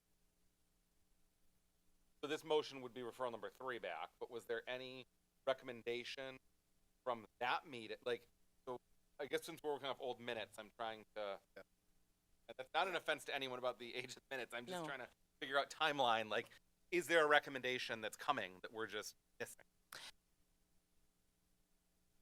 There was not a recommendation. This is so it because this is a procedure, this is not a policy. So this might be a lack of knowledge on my part, from the standpoint of making a recommendation as a subcommittee to the full school committee to then have the superintendent receiver change the policy. So, change the procedure. So it's probably based upon my lack of knowledge that we can make a recommendation. So I would support then sending it back so that we could make a recommendation. But you would have and I don't think just the 2 high school administrators. I think as well, even the middle school. You have STEM and you have Sullivan. Those other 3 schools still. STEM, Sullivan, Metcalf. Yeah. And Metcalf. So that's 5. That's STEM, Sullivan, Metcalf, Dean, and Holyoke High North. So that's the 5. 4 are still the same. one is different. It's really kind of hearing from. All right. So that was the motion. Any further discussion? All those in favor to refer back to policy and governance, say aye. Aye. Any opposed? Any abstain? Motion passes unanimously. Any other update that you want to provide? Maybe the next meeting, Ms. Wilson? Oh, sorry. The next meeting is November 20th. Sorry, I apologize. The next meeting, it appears to be Thursday, November 14th. We are going to be reviewing Section A as well as Section B. Those policies, and so we will be reviewing all policies, including the ones we are currently looking at, just to make sure that we have not missed anything as far as legal review. And if there's any changes, then of course we'll bring them forward. And I also am going to be seeking clarification because in our building capacity document, it doesn't, the procedure for approval of policy does not have the receiver superintendent making a final approval, and I'm going to be seeking clarification on that because it goes against our current procedure. The procedure listed in the document just speaks to early on in the subcommittee process that we solicit comments from the receiver and community stakeholders. The procedure does not speak to the policy that's approved by the school committee needs to be approved by the HPS receiver in the document. So I'm just going to be seeking clarification. Dr. Rivera, Dr. Rivera Colon? So even though the process doesn't say that in the page where we have the work for policy development, it has like a little 3 upper script, and it says, for the duration of state receivership, the HPS receiver has the statutory authority to decline to adopt school committee policy. The one that says work stream 4. It is down at the bottom with a notation of number 3. See, there you go. Thank you. I knew no I problem. had seen something, and I was like, but thank you to Dr. Rivera Colon. Alrighty. Okay, so November 14th is the next meeting. All right, Finance and Operations Subcommittee, recommendation that the school committee vote to receive and approve the minutes. Okay, this is the meeting minutes of May 6, 2024. So I have a motion by Mr. Sheehan, Second. seconded by Ms. Tensley Williams. I heard you, Rosalie. All right, any discussion? Mr. Wellahan. Thank you. Yeah, the Finance Committee approved these minutes at our last meeting, October 7th. Welcomed our new member, Ms. Ron Martinez. She abstained because it's her first meeting.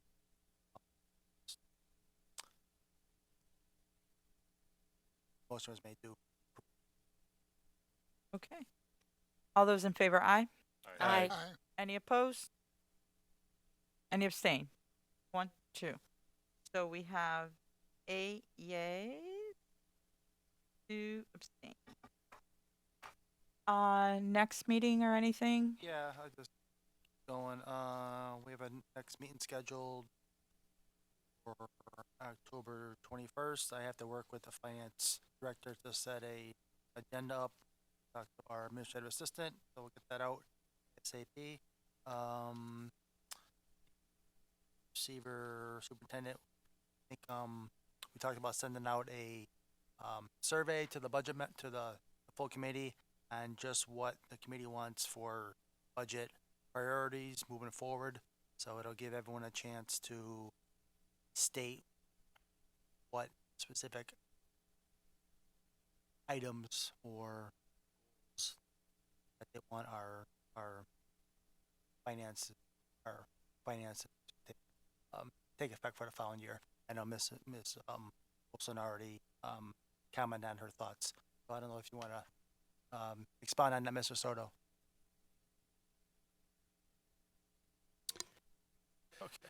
Yeah, I think I think the only thing that I would add is that there was a conversation around the strategic plan driving, the priorities identified in the budget, and like if there was any other things that aren't a part of the priorities identified in the strategic plan, welcoming feedback from the school committee on any of that. So we'll, I think the subcommittee agreed that like the strategic plan and the priorities identified in that strategic plan are the right ones and should be the priorities throughout the budget development process, and that we need to want to solicit feedback from all school committee members on whether or not they agree on that, and if there's anything else they want to add, so that we have that information readily available as we move forward with the budget development process in January. I have a question.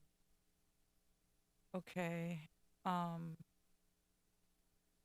Okay, that was done. Back in September, obviously we talked about that we still don't have anything in regards to the collective bargaining, but then Holyoke School Committee revises and begins implementing protocol for reviewing warrants and payroll. Have you guys discussed that? Did you do anything in the finance on that? Been discussing it back and forth, looking maybe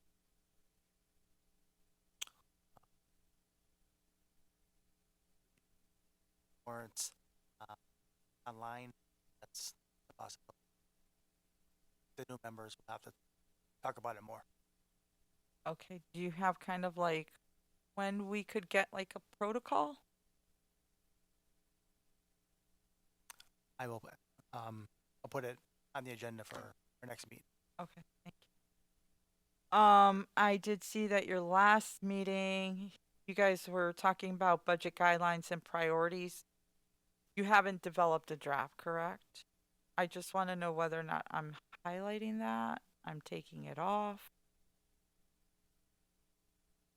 You haven't done a draft, or you do have a draft? We, at the finance subcommittee, a draft of the priorities that I provided a draft to the finance subcommittee of how we develop the priorities the last budget cycle, and there was a lot of discussion on that, and a takeaway or a next step for us was to codify the draft that we presented to the finance subcommittee, and then solicit feedback from the entire school committee on whether or not that's right, if anything's missing or if anything needs to be added. So it was a good meeting. Mr.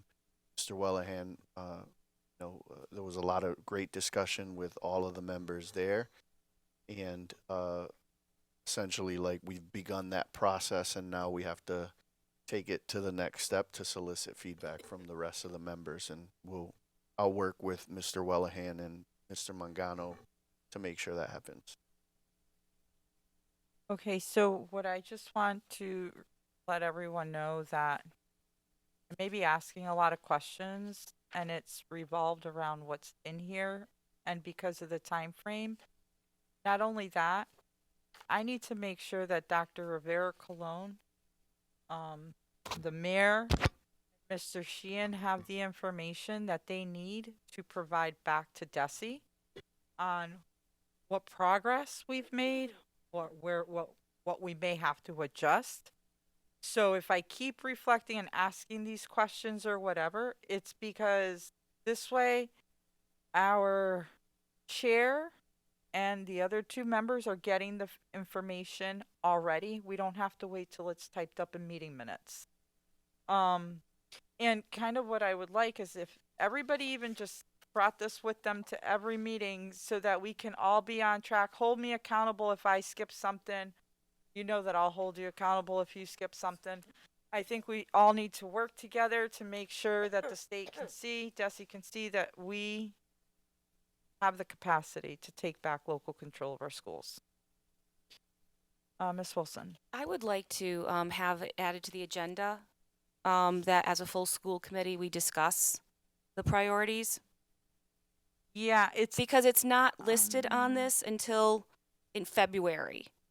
Nope. It's on November 2024. Finance Operations Subcommittee votes to recommend, to the full school committee. Then in December, the entire school committee votes to recommend fiscal year 26 budget guidelines and priorities to the receiver.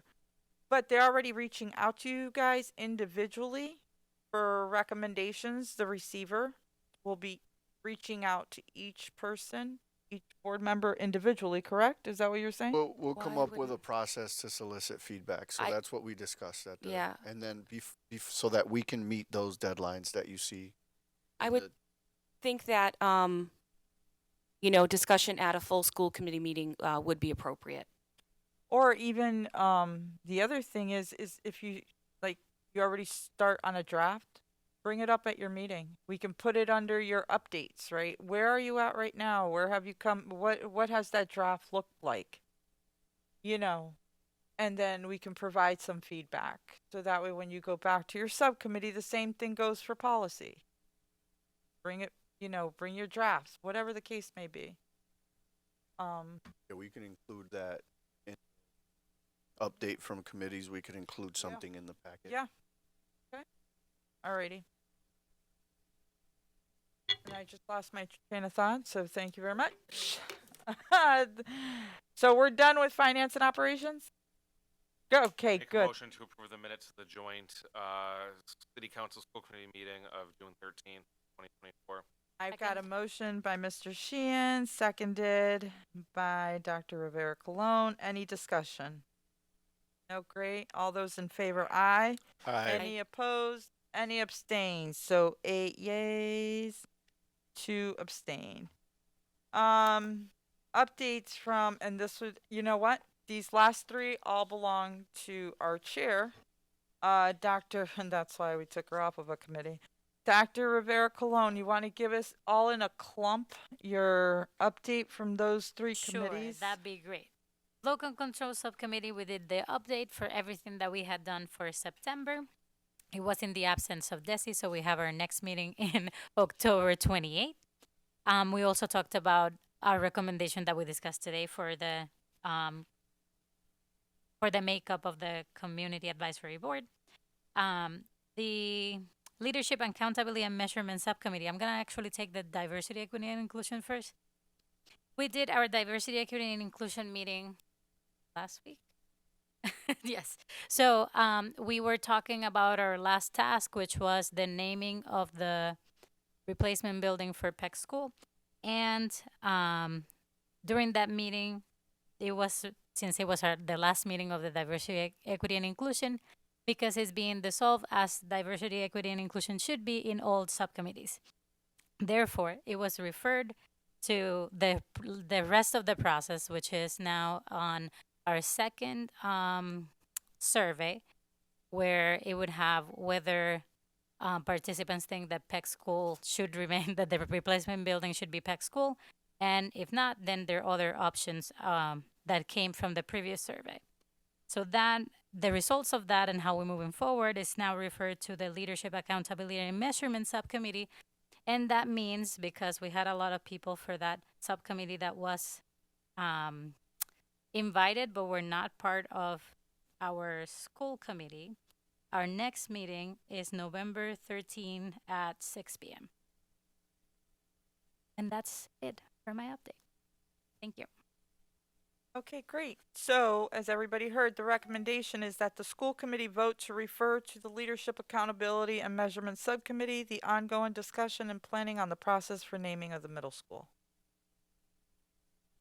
Their motion? Motion. Okay. So I got the motion from Dr. Rivera Colon, seconded by Mr. Sheehan. Any discussion? All those in favor, aye. Aye. Any opposed? Any abstain? Abstain. So 2 abstentions. So 8 yes, 2 abstain. Ongoing business, policy revision. So this is just, oh, I'm sorry, Mr. Wellham. Can I go back, quick update on joint training meeting? Joint. Had Go ahead. real quick. Yeah, so we met on October 10th. So just some of the topics we talked about, like a lack of crossing guard on South Bridge and Sargent. That was addressed.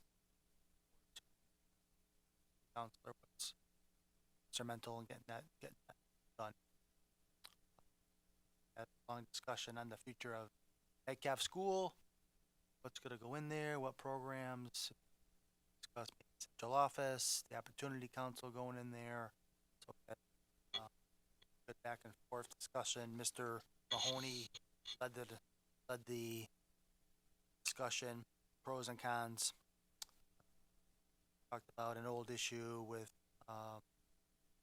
the breakfasts and lunches not being provided to the parochial schools. That was earlier in the year. That was addressed and complied with. Had members from Sodexo, can't pronounce it, they came in and they gave an overview on the process of providing meals and voicing the meals and working with the parochial schools in terms of streamlining the process. It seemed like we were providing more meals that weren't being used, creating a deficit. So I think that was addressed. A letter from the Holyoke Teachers Association regarding the hiring of a new superintendent. Accepted that letter. Final thing, Councilor Bartley filed an order for the city website and the school website to highlight our sister cities on the website.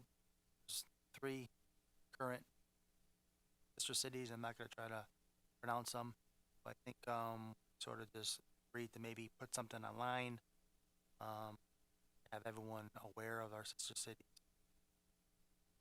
I think we tabled that, so I think we're looking forward to having that implemented going forward. Thank you.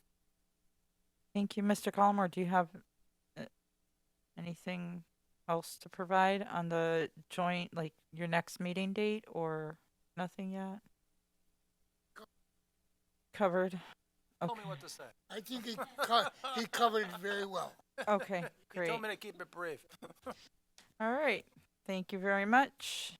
So we're going to go back to ongoing business, policy revision. These were the 3 policies that we brought up back September, at the end of September, and they were posted for the 2 weeks. So now they're coming back. There was no recommendations of, like no feedback, like to change anything. So now the vote is that the school committee vote to recommend that the superintendent receiver adopt said policies. BBA, school committee powers and duties. BBBA, BBBB, school committee member qualifications and oath of office. And BBBC, school committee member resignation. Do I have a motion? I have it by Second. Ms. Wilson, seconded by whom? Oh, Dr. Rivera Colon. Any discussion? All those in favor, aye. Aye. Any opposed? Any abstain? So what are the reasons for abstaining? I know, but you could have seen the attachment with the recommended changes. Did you guys get this stuff through your email? Right, but you could have put in your recommendations. You can vote no. So the abstention, yeah. So abstaining, you kind of have to identify why, but okay. Yeah, just look at them. We had put it like, it said municipality, and I think changed city. So instead of having municipality, we put city. Or we wanted to be more specific, city of Holyoke, city treasurer, or city clerk, not city/town/municipal. So it was just things that has to do with our board governance. Like, what happens when a school committee member resigns? Who is it going to? Instead of it being, it was written general, what we did is made it specific to Holyoke. You're gonna give it to the city clerk. You're gonna, and then we're gonna hold this. But yeah, you guys can still vote on stuff like that, and you can still make a recommendation. You could say no. Yeah, I Go ahead. just thought because the fact that if you were not part of the conversation, you don't want to put No, no. You can still give your feedback. But anyways, I'll put 8 yay. Still, yeah, there were still 10 of us.